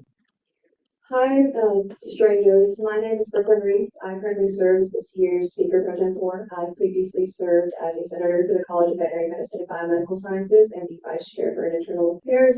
And it's my intention this year to run for Speaker this year. With that, we'll open up 10 minutes of Q&A. Quickly, I'm going to kind of contextualize the vote of confidence and what that is. So what kinds of questions will be allowed to be asked, and then we'll begin the Q&A. The vote of confidence for speaker candidates is kind of a compromise that was made when the position was made. It used to be the vice president who would lead Senate meetings, and then the position of speaker was made about 10 years ago, a little bit less than that. And there was a lot of debate at the time of if that position should be elected by the Senate or by the student body, like the president and VP. The compromise that was made was the vote of confidence, which is essentially giving the Senate the ability to state that they have confidence in the candidates that will be on the ballot. And so that's what that is. Questions and stuff should be kept to kind of experience, knowledge of the space, those kinds of things. Now we're going to begin Q&A for the Senate appointment. Hi, I'm so glad you're up there. Would you mind, Aiden, would you mind turning off your mic? Thank you. How do you intend to create an inclusive space for people new to ASCSU, marginalized identities, stuff like that? Thank you for your question. I think that there's a logistical portion of this answer and a slightly less logistical. I think logistically, in terms of the structures that we can create more information and in subsequent more autonomy for senators as they're coming in. That's something that I've worked on this past year through our new onboarding process. For those of you who don't know, onboarding wasn't a thing at all before, and it's really just helped to empower more senators, and I think it's helped with recruitment and retention as well. Additionally, I think that more outreach is something that's essential both with our college councils and our CRCs. And throughout this year, I've been able to help make sort of a contact list for both of those sorts of constituencies. Do you? That's what thumbs mean, yes. Chair Davis. How do you plan on representing the legislative branch in interactions with other branches or the public leadership? It's no secret that I am legislative branch biased. I think advocacy at its core, even in my position now, everyone, and I believe that a senator's position is the most powerful position within ASCSU, wholeheartedly.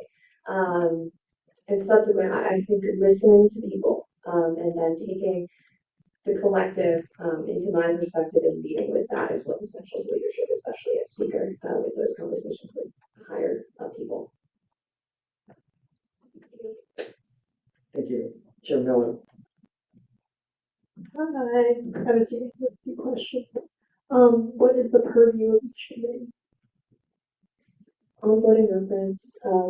First, the Internal Affairs Committee relates to edits that are made in relation to things that are about our documents or constitution or bylaws primarily. DEI focuses diversity, equity, and inclusion. Budgetary affairs is money stuff reference. And then university affairs is pertaining to things that relate to the government. What's the difference between speaking, floor, and debate rights? You know, this is something that I'd love to see further defined within our documents. Currently, they're a bit convoluted, but to my understanding of the differences, floor rights is something pretty exclusive to senators in terms of you get to sit in these funny pews, whereas speaking rights are more so along the lines of things like Q&A, whereas debate is more so like debate rights. But currently, as it's constituted, I have debate rights, but I'm also impartial, and that's confusing. What happens if the ASCSU Senate fails to meet quorum during a provisional meeting and cannot reach quorum for subsequent votes? So as the question suggests, it's already a provisional meeting, meaning that anything subsequent of that provisional meeting being called subsequent of the quorum not being met isn't binding, so we would have to vote on any of the proceedings the following week. Thank you, and I have one more question. Under what conditions may the Constitution be suspended? I wish Olivia Brisky was in the room so I could point at her. None. Thank you. I yield. Thank you, Chair Snyder. All right, I've got some questions that some people want. So I'll go through some of them. Okay, how will you uphold the standard of diversity, equity, and inclusion, especially during these upcoming trying times and potential hostility from the upcoming federal administration? Boy, oh boy, do questions of that structure make me miss Sammy. With that, I think it's continuing the work that I'm doing now in terms of outreach, but I think additionally in terms of things that seem unprecedented to me, not everyone. Like we've gone through issues of tribulation before as an organization and other like stuff has sucked before politically. It's a matter of collaborating with my team. I think legislative cabinet is an essential resource. I think executive is an essential resource, and I think remaining in contact with people who've served in my position before, if I were in this position, that's really something. Pointing at Hayden, asking questions, et cetera, is how you best navigate that sort of thing as a leader. All right.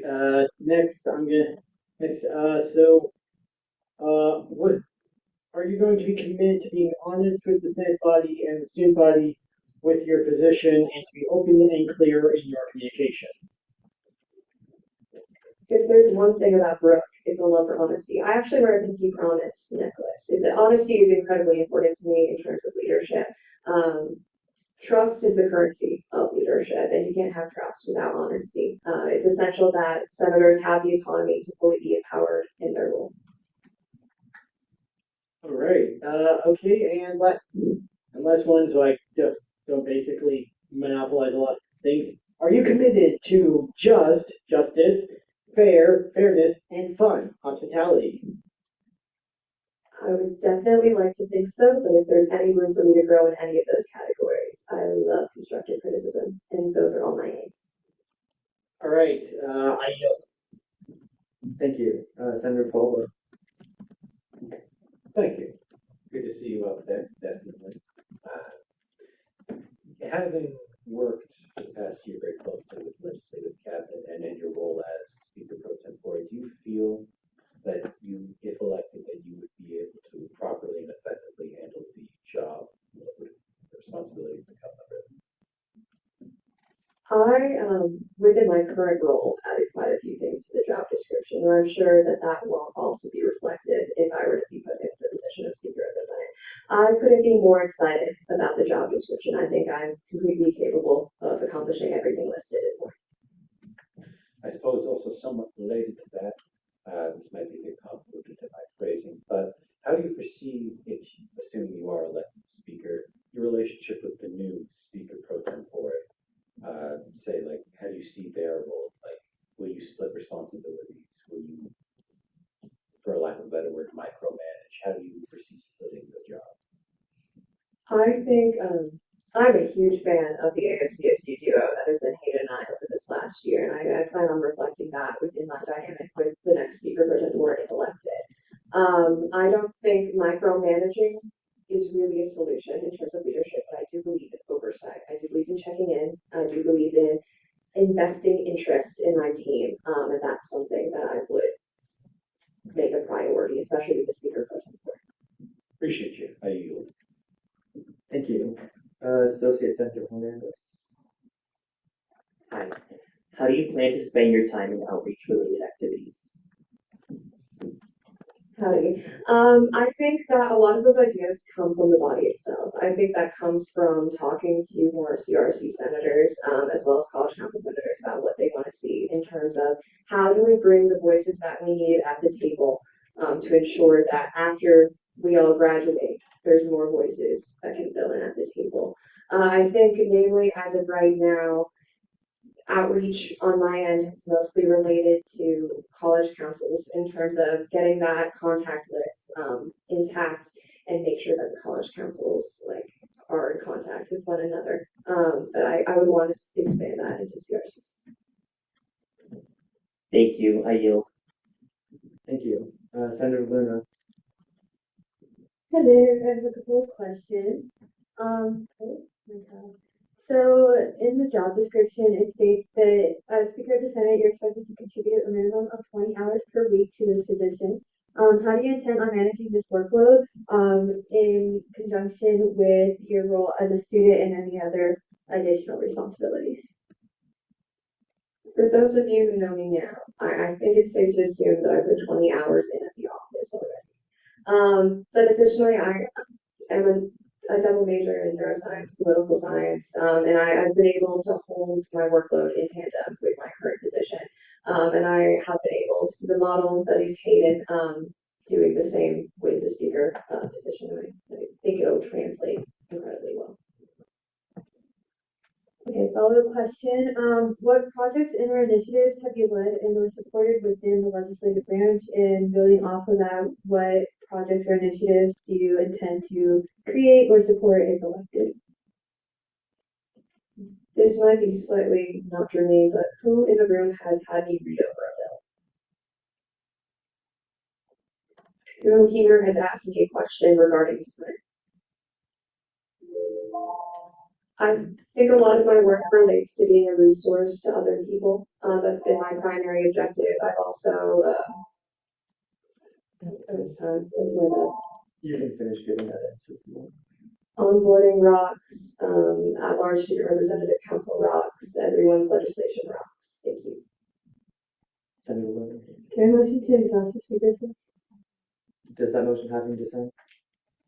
Seeing none, the speakers list will be exhausted. Perfect, heard. I'm gonna continue that. I have a list, sorry. How would you hold yourself to the answers you have provided today and keep yourself to the standards you're committed to during this vote of confidence and also potential commitments made along the campaign trail during your time as speaker? At risk of sounding slightly obsessed, I do have a tendency of rewatching the video on the ASCSU YouTube channel of when I ran for the speaker pro tempore position. And I've accomplished all of my goals.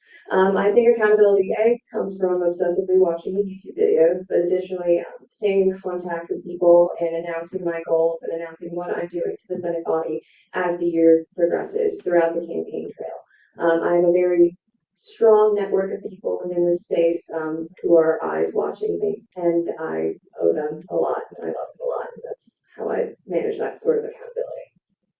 Building off of that, how would that type of accountability look like for your legislative cabinet? I plan on, if I were to be put into this position, having the Senate body read over the bylaws within their entirety, but additionally legislative cabinet going over the bylaws and the Constitution. I think it's essential that legislative leadership is fully aware of the powers that they hold as senators, as representatives in the space, as people that other representatives will look up to. So I think accountability really just comes from everyone being on the same page, day one / day after summer, add those numbers, of what's expected of them and going from there and adjusting from there. Okay, last one. The current job description states that the speaker shall act as a liaison of the legislative branch to the press and local / state government. What experience, if any, do you have with these areas? I don't have an extensive amount of experience, but I was on LSAT my freshman year. Love Jenny, no hate to add. But I think that within the speaker's position, there are a number of avenues and a number of requirements that put you in the position of being in contact with the people that would alienate to that sort of obligation that I would fulfill. Thank you for your responses again. Thank you. Chair McLaughlin. But I'll motion to add 5 more minutes to the discussion for Q&A. So when we exhaust the speakers list, we just finish out the list of people that I have on our I thought I meant removing everyone else. Okay, cool. My question is, how will you enable the Senate to exert its full powers and fulfill its duties of oversight, especially on spending? Thank you, Budgetary Affairs Chair. I think first I want to touch on powers. I think, again, power is within senators. I think the more education we have, the more accessible we make documents, the more accessible we make too long to read, etc., the better we do onboarding. is more power to the Senate and therefore more power to the legislative branch. Within the position of Speaker, I would only have the ability to facilitate those sorts of discussions and provide resources to other resources.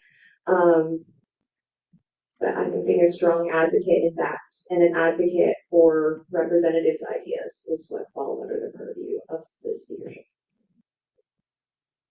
Thank you, Ayul. Thank you. With that, the candidate can step outside the board.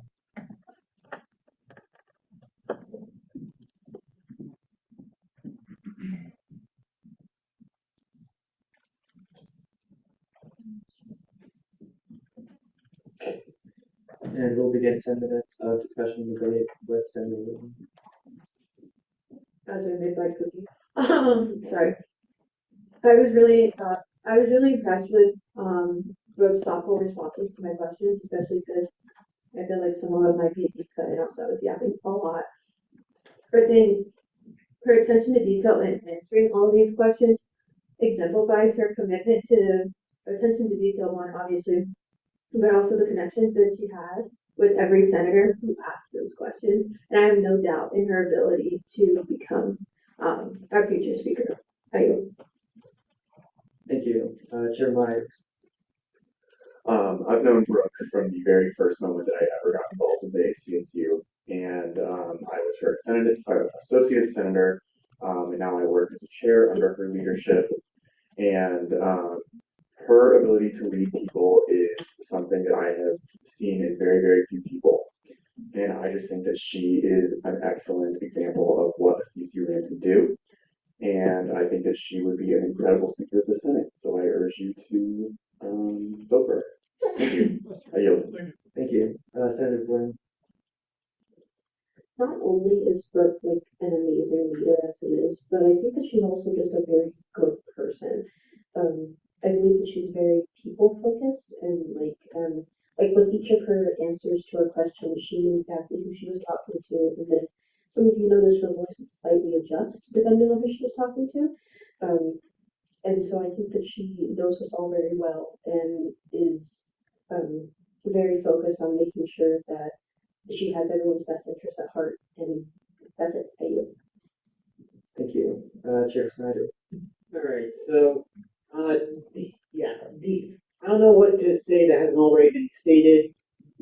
Brooke is an exemplary leader, a great, and her answers really show that with her attention to detail and her commitment to not only to improvement of both the self and the Senate. I think she would be a great resource, and and also, as other people would say, the vibes are good. And real quick, is there anyone else on the speakers list? Two. Okay, then I'll just yield. Thank you, Senator Caldwell.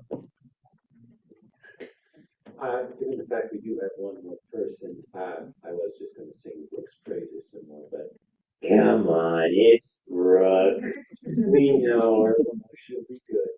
And yes, vote yes. Thank you. Chair Miller. Everyone knows that I love Brooke. About a year ago, I wrote a letter of recommendation for her, and I'm like reflecting on it, and truly, like, she really took the principles that she put into guiding both me and Chair Myers as associate senators, and took that and applied it to every single senator and associate within the space. And it's been really incredible to watch. She responds so thoughtfully to everything, and she knows all of us so well.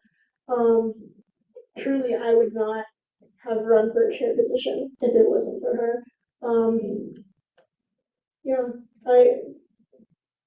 We all know Brooke. We love Brooke. And with that, is there anyone else in the speakers list?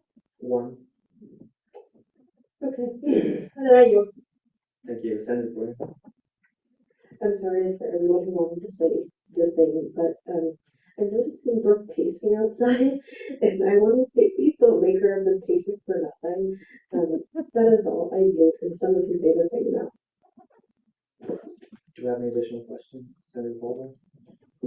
I move the previous question with unanimous consent. Do you have any dissent to that? Seeing none, we'll move into vote.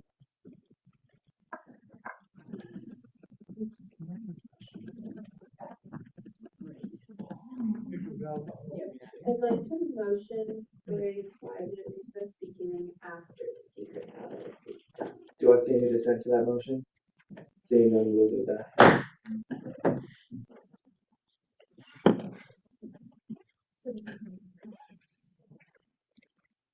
Just a reminder that associates cannot vote unless they are voting in the stead of their senator. I'm looking for.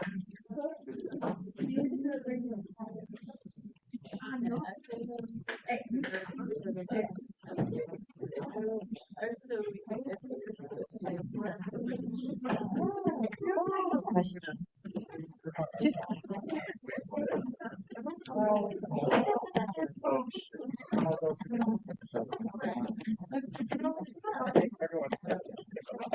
Yes. So for college and natural sciences, we have 7 positions, but only I think 2 of us are here. Would the new associate center for natural sciences be able to work right now? Yes. The one.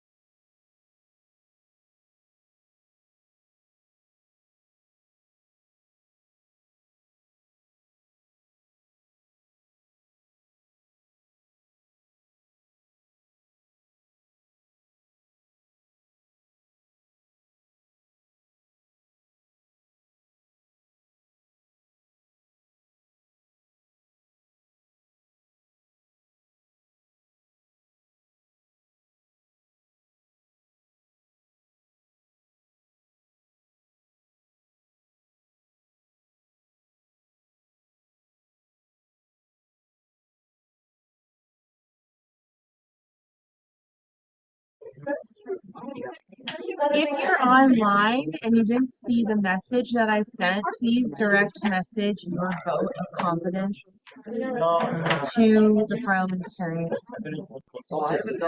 Thank you.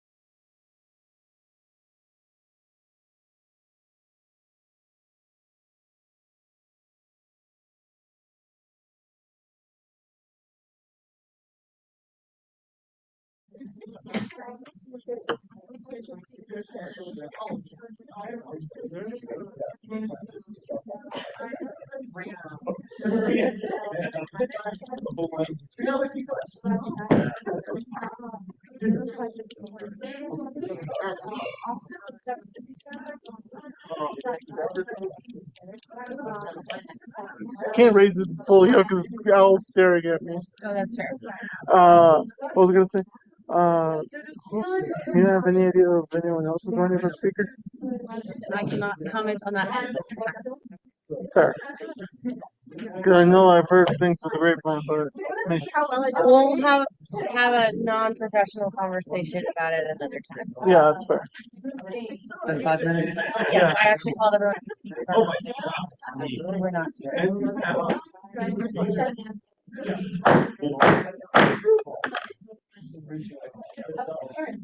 Okay, everyone come back now. Yeah, we can have them come back inside. Imagine if I just stayed for the rest of the session.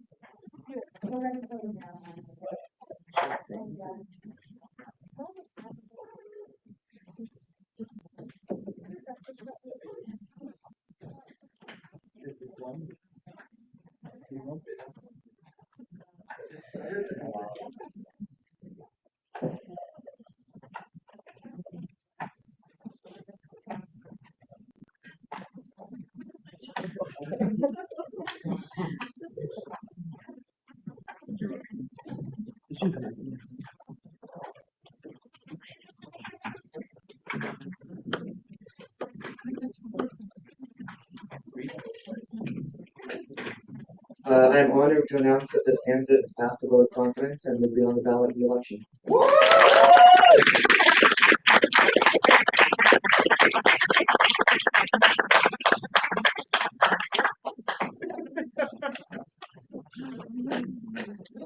With that, we'll move into old business with Bill 5411, funding the Lavender Cabinet.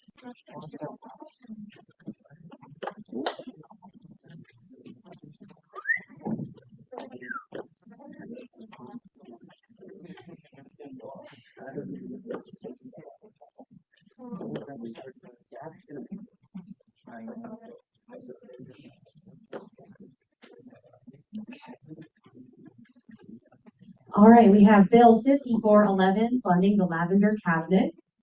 This bill aims to fund the Lavender Cabinet for the spring semester of 2025. This cabinet serves all students at Colorado State University by providing gender-affirming garments, hygiene products, harm reduction tools, resources, and other products to the student body.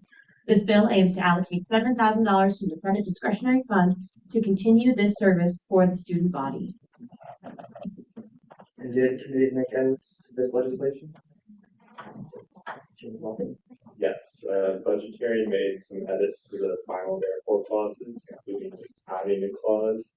Our edits basically detail the line of succession for these funds in the event that the Pride Resource Center is closed.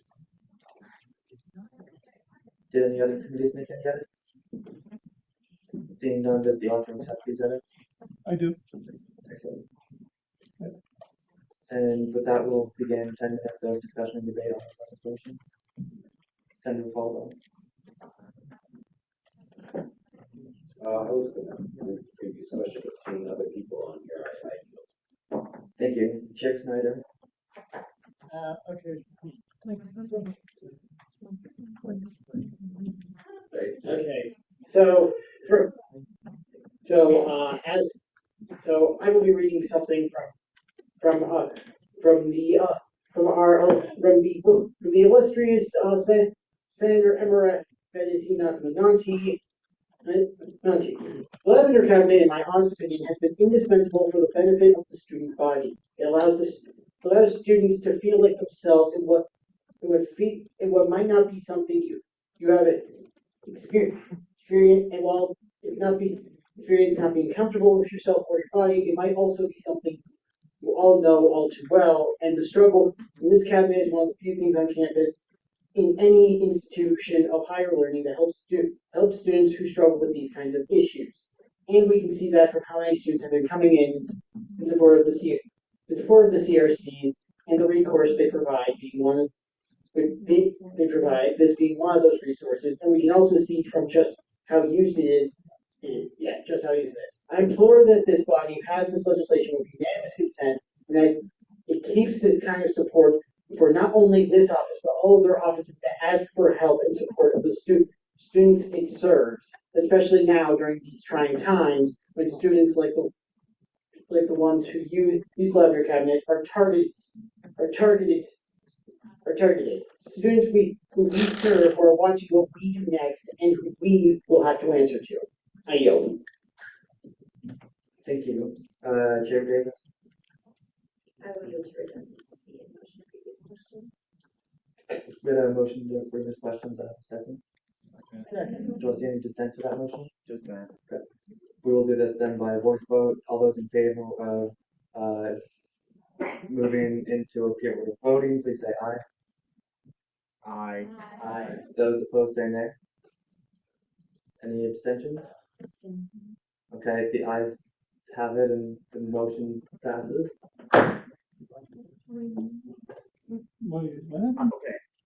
Okay, I wanted to dissent because I should have, sorry, I should have said this when you did said that you was making edits. Our endorsement is not on there, is it? Yeah, no, it's not. And would you also scroll down to the first therefore clause? I just want to make sure that our edit we get into this, or the alternative managing entity shall be. Okay, yeah, that's our edit. Just our endorsement of this legislation wasn't included, but we did endorse it. Sorry, that's why I dissented to the previous question. I also, parliamentary procedure confuses me sometimes. Anyway. Would it be helpful if there anyone else who wanted to put final sponsorships or endorsements to have their name on it? Would it be helpful to put send a sheet around, or is that the only one? Anybody? I haven't endorsed it, but I would like to endorse it.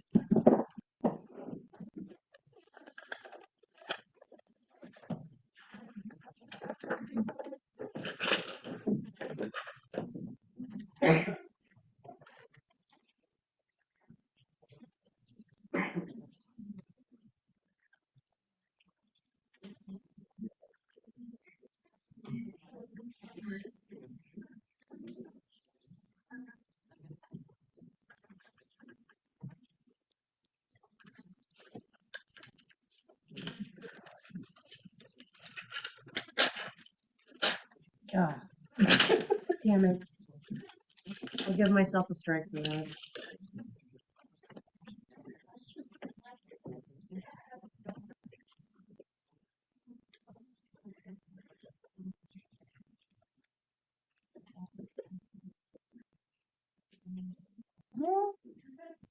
Okay, as this is being made and passed out, we can move into voting on this.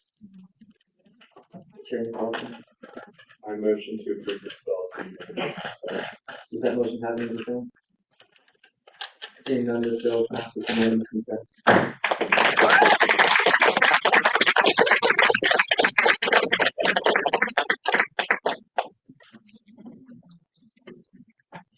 And the Senate will move into new business with Bill 5412.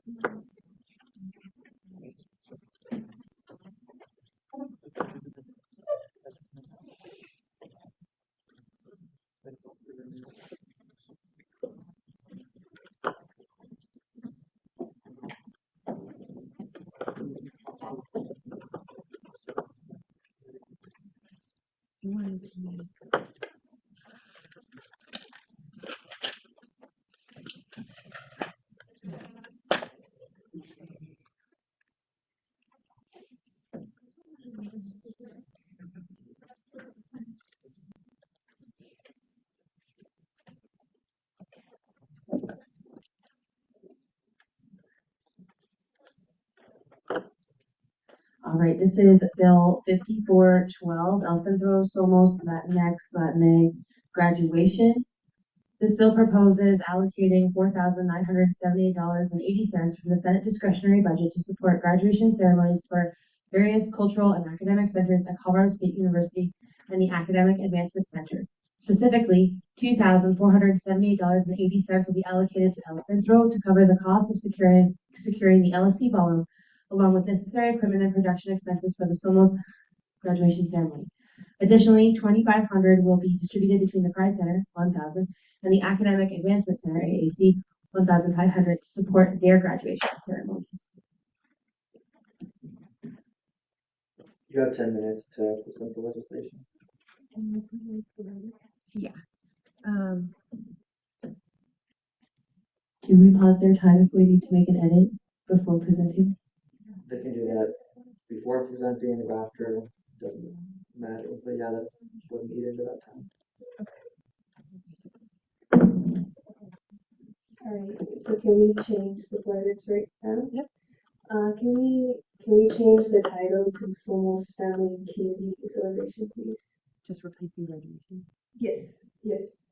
We would like to replace Every graduation to a ceremony, please. Okay, so the title, family, and community celebration? Yes. And then if you could down to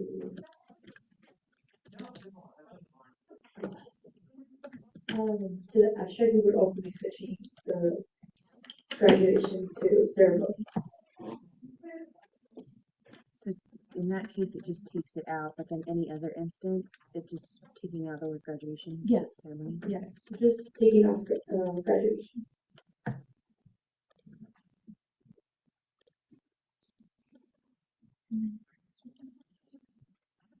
The what? The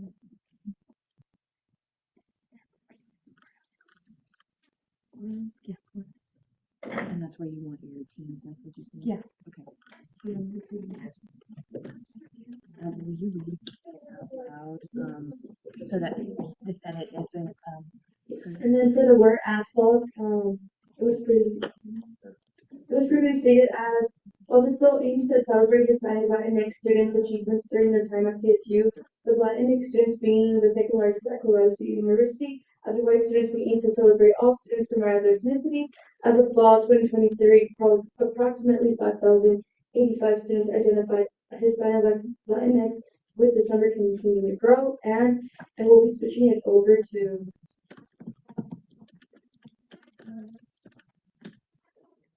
okay, and we will be switching it over to, while this bill aims to celebrate Hispanic slash Latinx students' achievements during their time at CSU, with Latinx students being the second largest at Colorado State University after white students, we aim to celebrate all students, no matter their ethnicity. As of fall 2023, approximately 5,085 students identified as Hispanic Latinx, with this number continuing to grow. And ending a celebration instead of courage. Oh, sorry. Just that. let's just, okay. Do we just want to say annual ceremony? It's almost ceremony? Yeah. Okay.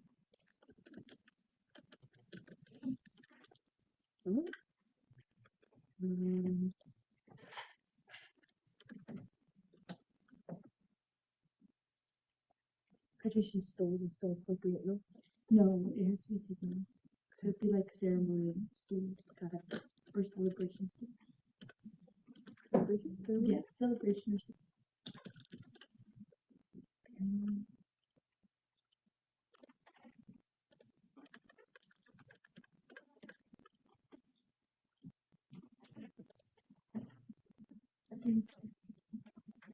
Can I make a point of information? Is this just due to concerns about cultural group specific graduation ceremonies? Yes, this is exactly towards that. The directives that have been making director specifically and stating that we can no longer call this graduation. So in respect to that, we're just going to call it ceremony. It's like, oh,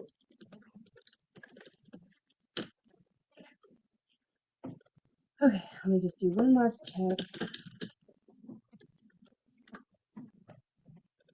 Okay, I think we're good. there's clarification question. I would also really that the file name be changed.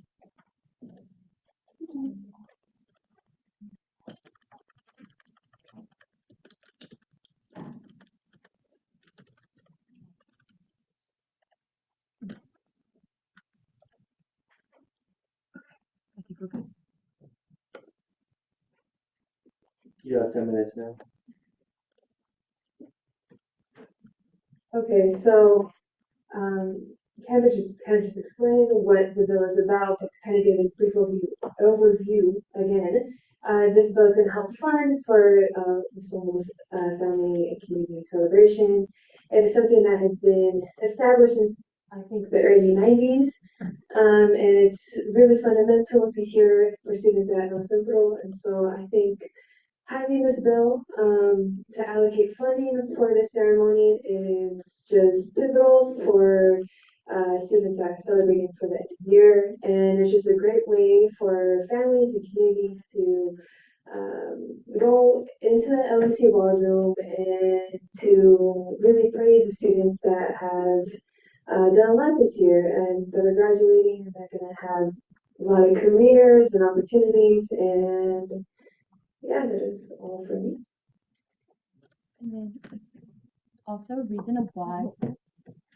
Also, a reason of why is many students will receive these goals are usually first generation students. So we also do want to celebrate that.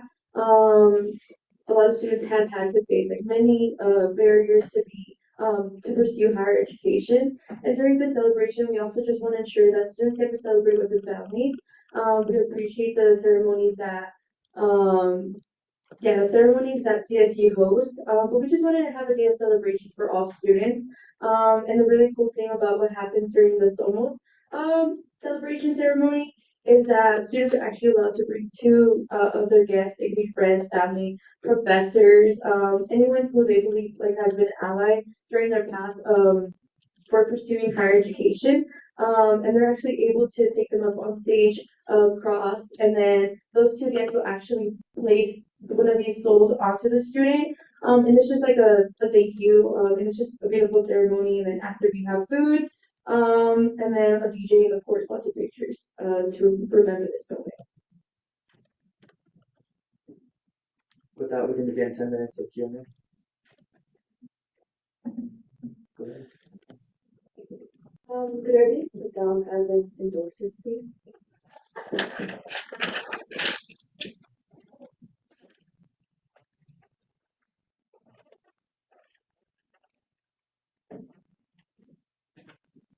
Is that the only question? Thank you. Yeah, go ahead. I think that's a good idea. Just because of different background, please help me understand that. I mean, I understand that this bill is aims to sponsor this event, which is friendly for, which is accept all students of CSU. But if it's for all students of CSU, why is so in central? Well, we have hosted this event for like crazy status since the 90s. And so much just came out of El Centro, but we will also be sponsoring two more ceremonies through this bill. And I just think it's just a tradition that El Centro wants to keep following and ensuring that every student can feel represented. And these announcements do have like a cultural they have a cultural significance, and it's why like El Centro gives these stalls out to students, but they are open to all students. I know you can buy these stalls even through Amazon, but it's just like a way for El Centro to be able to provide these stalls for students. Yeah, to kind of add to Rosie's idea, it is really just, it's been an institutional thing, a tradition for El Centro since the early 90s, and due to the federal directives earlier this year, it is being classified as something else, but in the sense, it is largely celebrating Hispanic and Latinx students, with, you know, this is just the thing though, El Centro has always been an inclusive area for all students, but it really is just celebrating our heritage. And yeah, does that help clarify? Yes, thank you. Thank you. Chairman Walker. When would this event take place, or these events? Give us 1 minute. You don't have to get to the specific date, just like 1 month. It happens usually towards the end of the month, so it's gonna be probably in May. It would be usually hosted. I don't think we have a set date, as of currently, just because of everything that has been happening with DEI, and with like the name change and everything. We wanted to make sure that we could actually have this event here at CSU. If not, we were looking for other venues, but since it will be allowed as a celebration, then we will be having it here at CSU. We do currently have the stalls. They've been bought, so this bill is just trying to allocate for the venue here at CSU, but it will be at the LSE ballroom. And I know the application for these stalls is already public, and any student can claim one. Okay, and additionally, would you be open to having a contingency plan in the event that the CRCs are somehow affected between now and this event? Yes, so we have talked about this with the director, and in the emergency that we can't even conduct the ceremony. There is a kind of place where we can still give out schools to students, graduating students to the application so that the money that has been spent is not being wasted. And the funding that from this bill directly is just going to be put into the hospital's budget, and it's going to be either spent in the ceremony or it's going to be exhausted by early June, and then Aaron says like if this ceremony was not put in place, there is an extra plan. I need to talk to Aaron to the specifics. So we do have a plan B for it. What we will do is give out the current stalls that we do have, and then from there, if we have to reallocate the budget, we can buy more stalls for students who might not be able to receive one, just because we want to ensure that every student can get one, and we might just give back the money to Senate. If not, then we'll come back and ask for the same like a allocation of money, but instead of putting it towards the venue, it would be put towards more like the outfits. Thank you, Senator Brown. Point of clarification, I just wanted to mention again, since the Pride Center is also on this bill, Pride Center's lavender ceremony is on May 2nd. So, in case, if that helps to answer your question. I yield. Any additional questions? Seeing none, this bill will be sent to the Budgetary Affairs Committee, the Internal Affairs Committee, and the DEI Committee.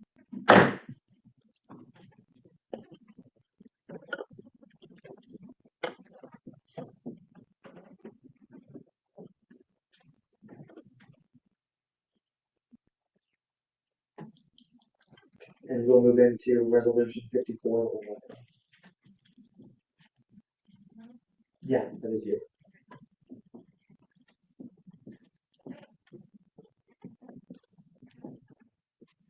Your documents up as well. So can you do references to me? All right, we have Resolution 5411 calling upon the University Policy Office to sign the CRFW Letter of Intent, making CSU a recovery-friendly workplace. This resolution calls upon the University Policy Office to sign the Letter of Intent provided by the Colorado Recovery Friendly Workplace Initiative, thereby committing Colorado State University, CSU, to fostering an inclusive, supportive, and stigma-free work environment for employees in recovery or affected by substance use challenges. By taking this step, CSU will align itself with evidence-based best practice that enhance workplace well-being, retention, and productivity while setting an example for students and the broader community. You have 10 minutes to present this legislation. Hey everyone, my name is Morgan Wright. So first and foremost, I'm coming to you as a psychology student first, and then Chief Justice, because I know I can never really leave Chief Justice. But I wanted to say that so first off, when I'm not glued to my office, I'm also a research assistant in Dr. Fisher's occupational health psychology lab. So one of those things is, one of my jobs there is to assist the PhD students in their doctorate research. And what we're doing is harm reduction and stigma research around recovery and workplace recovery, and how we can make workplaces just more accessible to folks. And I guess one of the biggest things that is coming out of the Colorado School of Public Health is just, we want to make this idea of recovery-friendly workplace kind of baseline, so that people can understand the importance of knowing that everybody has different relationships with substances, and people are coming in from different areas with that. Substances doesn't just mean alcohol, it could mean anything.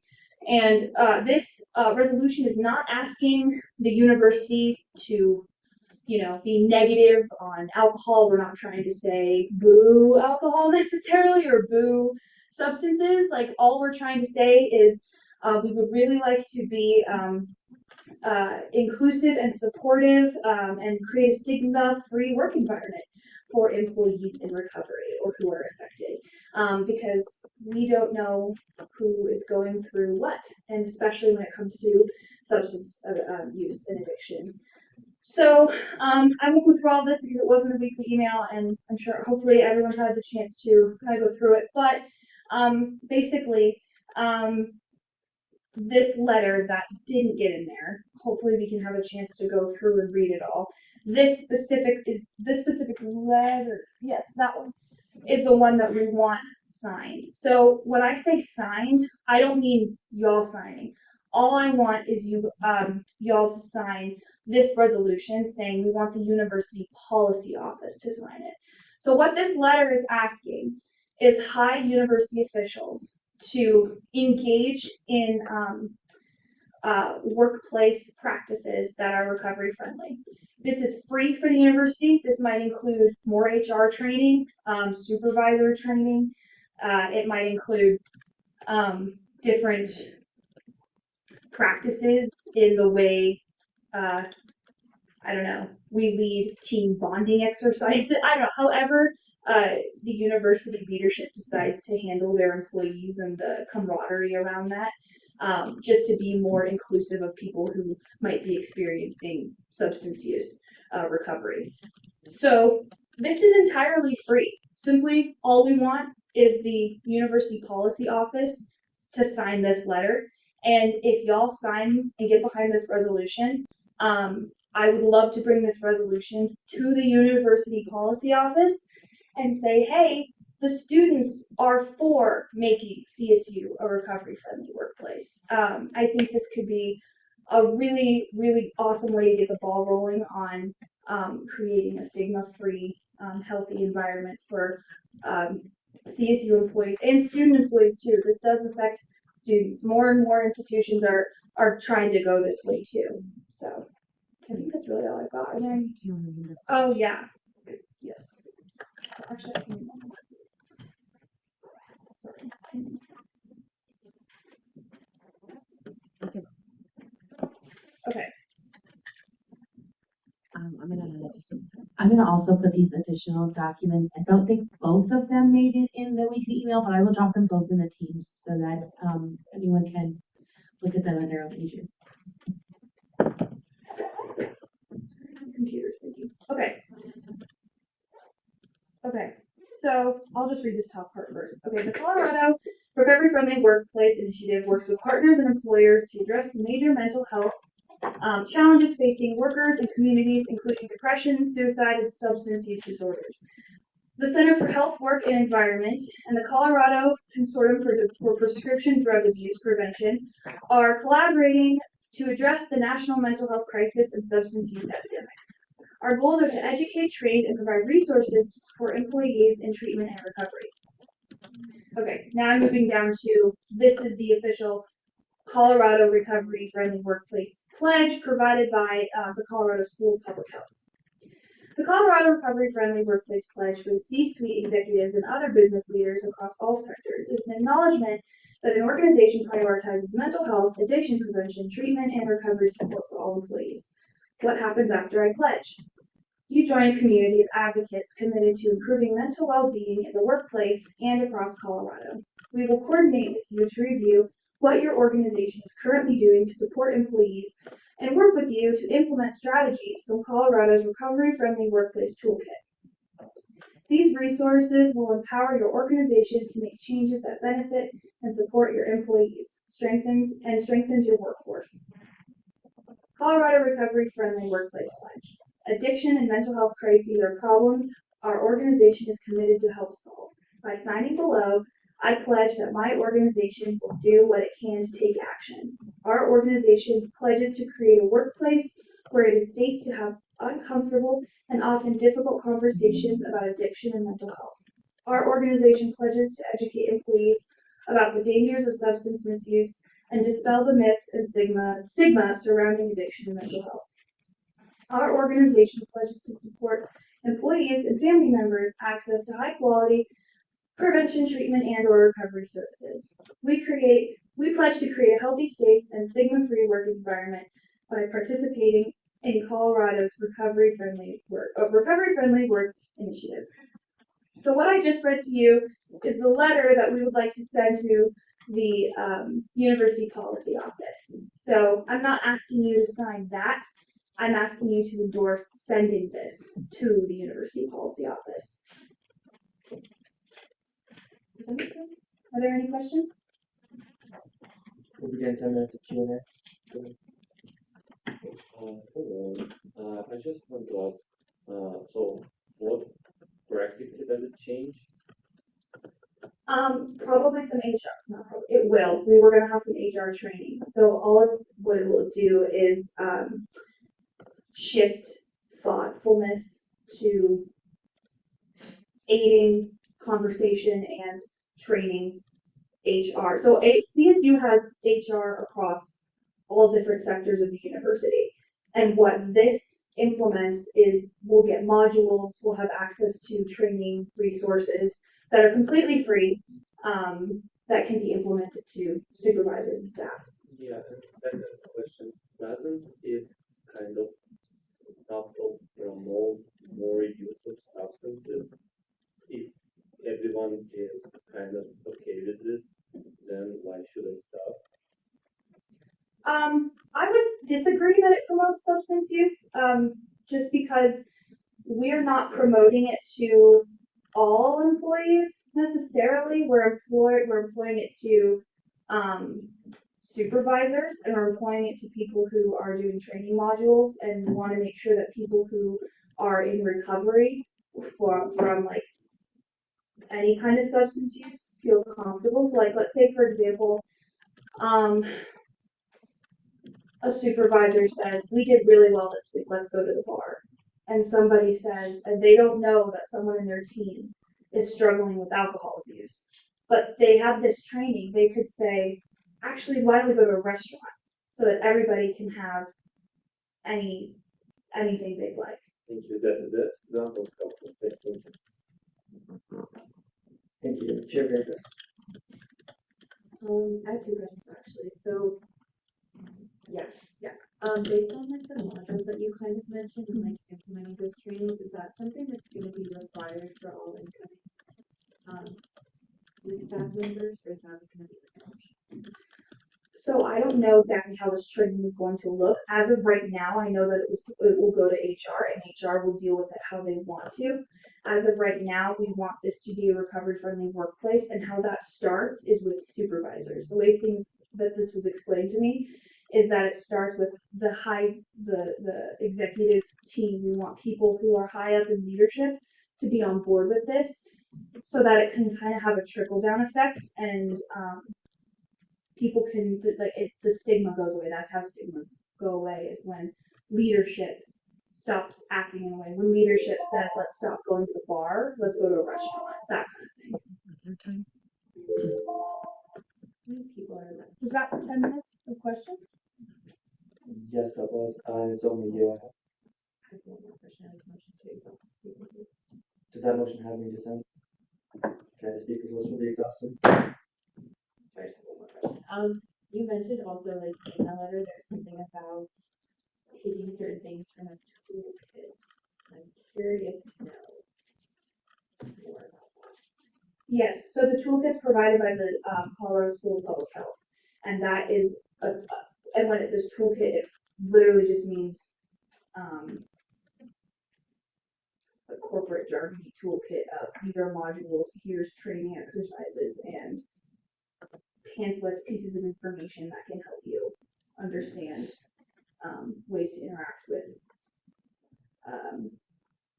your employees and your subordinates in a way that is stigma free. Thank you. With that, this legislation will be sent to the Internal Affairs Committee and the University Affairs Committee.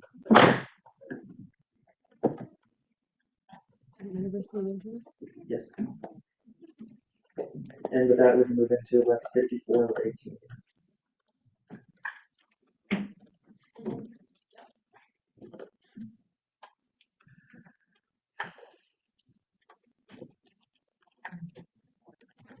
All right, we have Lex 5418. Budget Sunshine Act. This Lex amends the ASCSU Constitution, Senate bylaws, and executive job descriptions to improve the visibility of ASCSU finances and increase public awareness and input during the budget development process. Yes. So this bill is the product of my frustration with the lack of transparency in ASCSU finances. Currently, to the best of my knowledge, there's no way for someone that does not have access to our budget spreadsheet, which is controlled to members of it or officials of ASCSU, to see how our money is allocated between different branches, departments, how much we spend on payroll versus programming, and anything of that nature. There's also really no way, besides looking at the BSOF meeting minutes, to see where BSOF money is allocated. So this aims to rectify some of those issues by giving the Senate the authority to create fiscal and spending reports. So the difference between those is a fiscal report will be all money allocated when we approve the annual budget at the end of this academic year, and the spending report will be issued each semester to detail the spending done by all entities in ASCSU for that semester. Can I share my screen? What you're sharing sent out on the weekly email? It doesn't have words in it. I will share this in the next weekly email. It's a budget. Oh, like the budget? Not ours. Send it to me in Teams. Let me see. I need to know what I'm. It's an example. Oh, okay. On Zoom, let me give you. I'm gonna briefly make you a co-host.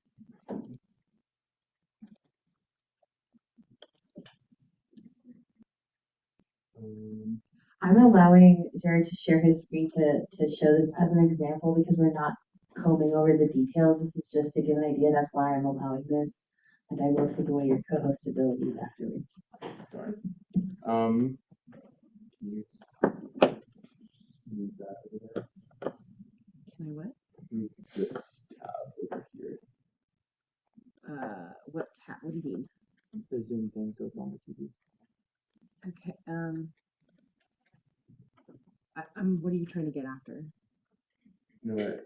We will skip this actually, and we can go into the discussion and debate because it's late. Sorry.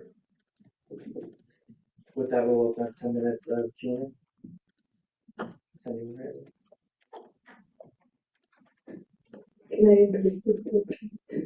Can we send a sheet to her? We can, but also if anyone wants to endorse this bill, you can email me and I will make it a floor edit when it comes up in our next session. We can add those in committees as well. Chair Davis. Regarding the fiscal and spending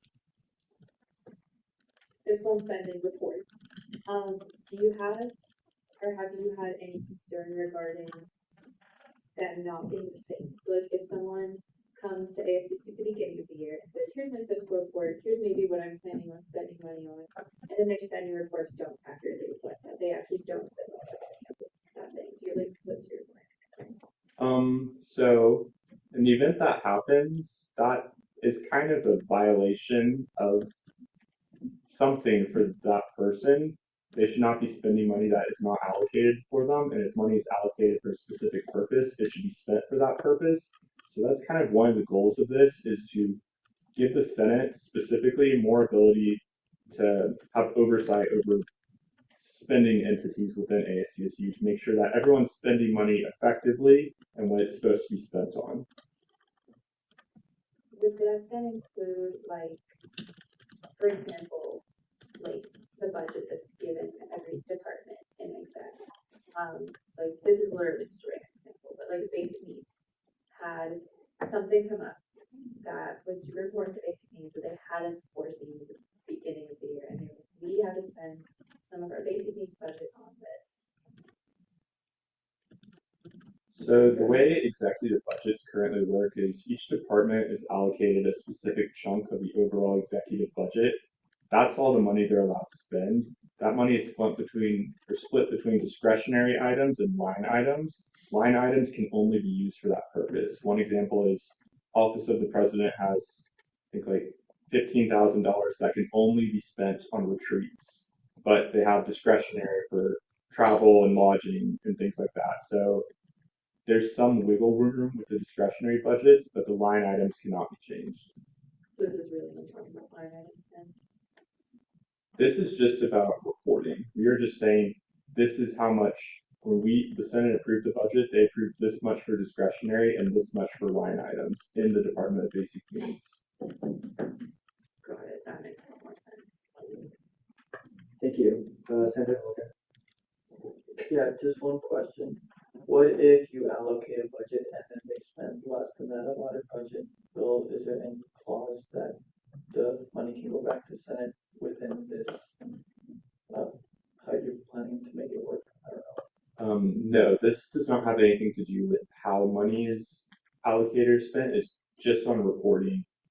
In the event that that does happen, if, say, the Department of Governmental Affairs had $3,000 of unspent money at the end of this year, that money will go into the ASCSU fund balance, which will just be a rollover account that builds over the years and can be allocated as we see fit in the event of like an emergency or something of that nature. But that will also have to be, because of this, they have to tell us that they didn't spend all their money and everything, and it will be transparent through this? Correct. Okay, then I also support it. Yeah, And yes. before we have questions, I completely forgot one of the major therefore clauses. This Lex also requires the Senate to have a public hearing for the executive budget proposal, or for the ASCSU budget proposal. So that means that we will be required to advertise the budget proposal to all students at CSU and get input from all students before we approve it.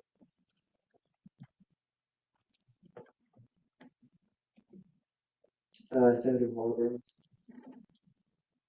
I just had a question. Where are you going to be posting this to be transparent with our students? Where are your plans and thoughts on posting this information so they can have access? These will be posted to the ASCSU website, hopefully in a manner where if you look up ASCSU budget on Google, this will be the first thing that pops up. That's the goal.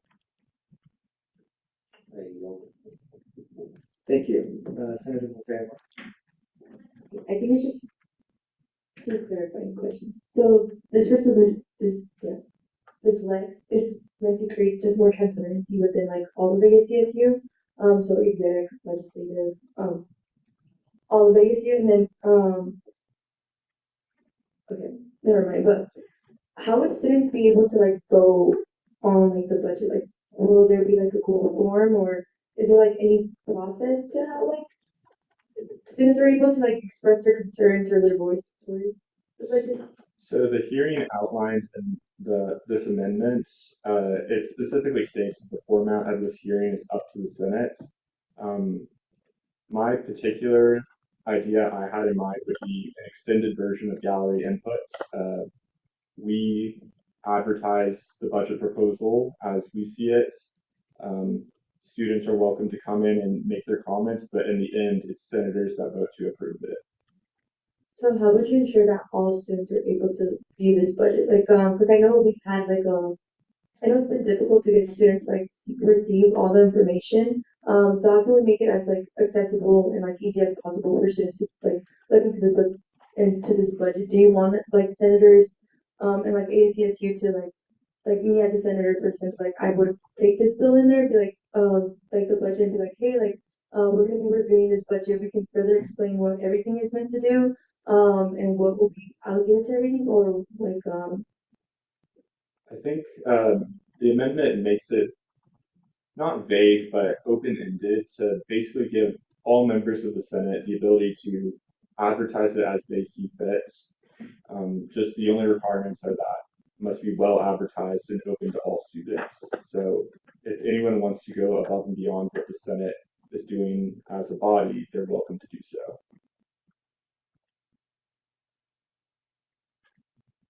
I yield my time. Thank you, Senator Good. I yield due to redundancy. Do we have any additional questions?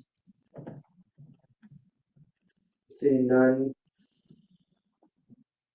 this will be sent to the Budgetary Affairs Committee and the DEI Committee.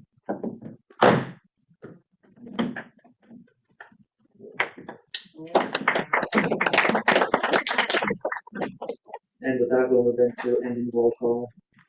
Chair Snyder. Motion to use beginning roll call as ending roll call. People who came in late, just going to the front end and signing in. And we will do that. Have a fantastic spring break, and I will see you all when we come back. This meeting's adjourned. Howdy, reminder, if you're new, please come to the front, get your name written down. Also, if you haven't done recording, also come to the front. And my apologies. Thank you.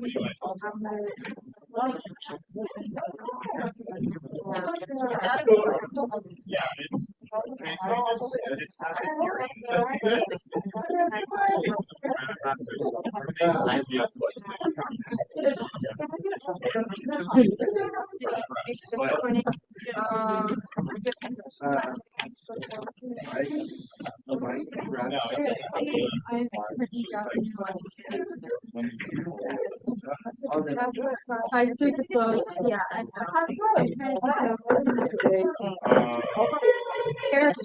don't want to respect.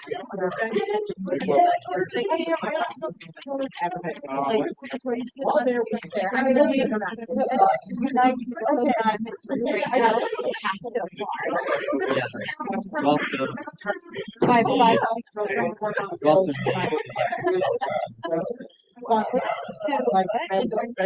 Where does it say that?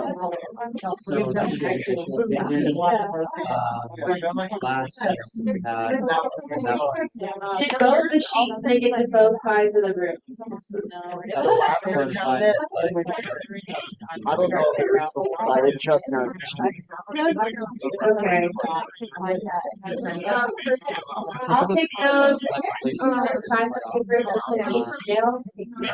If you do not get your sponsorship for your finalize legislation. It's not a matter of I want it to go forward, but I don't want to let's like go something like that. yeah. I don't know. I want to make the amendment before the end of the semester. So if I like send it out to him, then it's fine. I don't have to do all my set. I was sending Garrett. Garrett definitely wants to make a budget improvement. Our staff's been really good about doing a lot of stuff, which would override. Well, the main part is the question of I think is what we're considering. Like in order for it to hit the floor, it has to be spent by right. Okay. It's the establishment of an accessibility and outreach officer for the elections committee. That's a good idea. I've been thinking.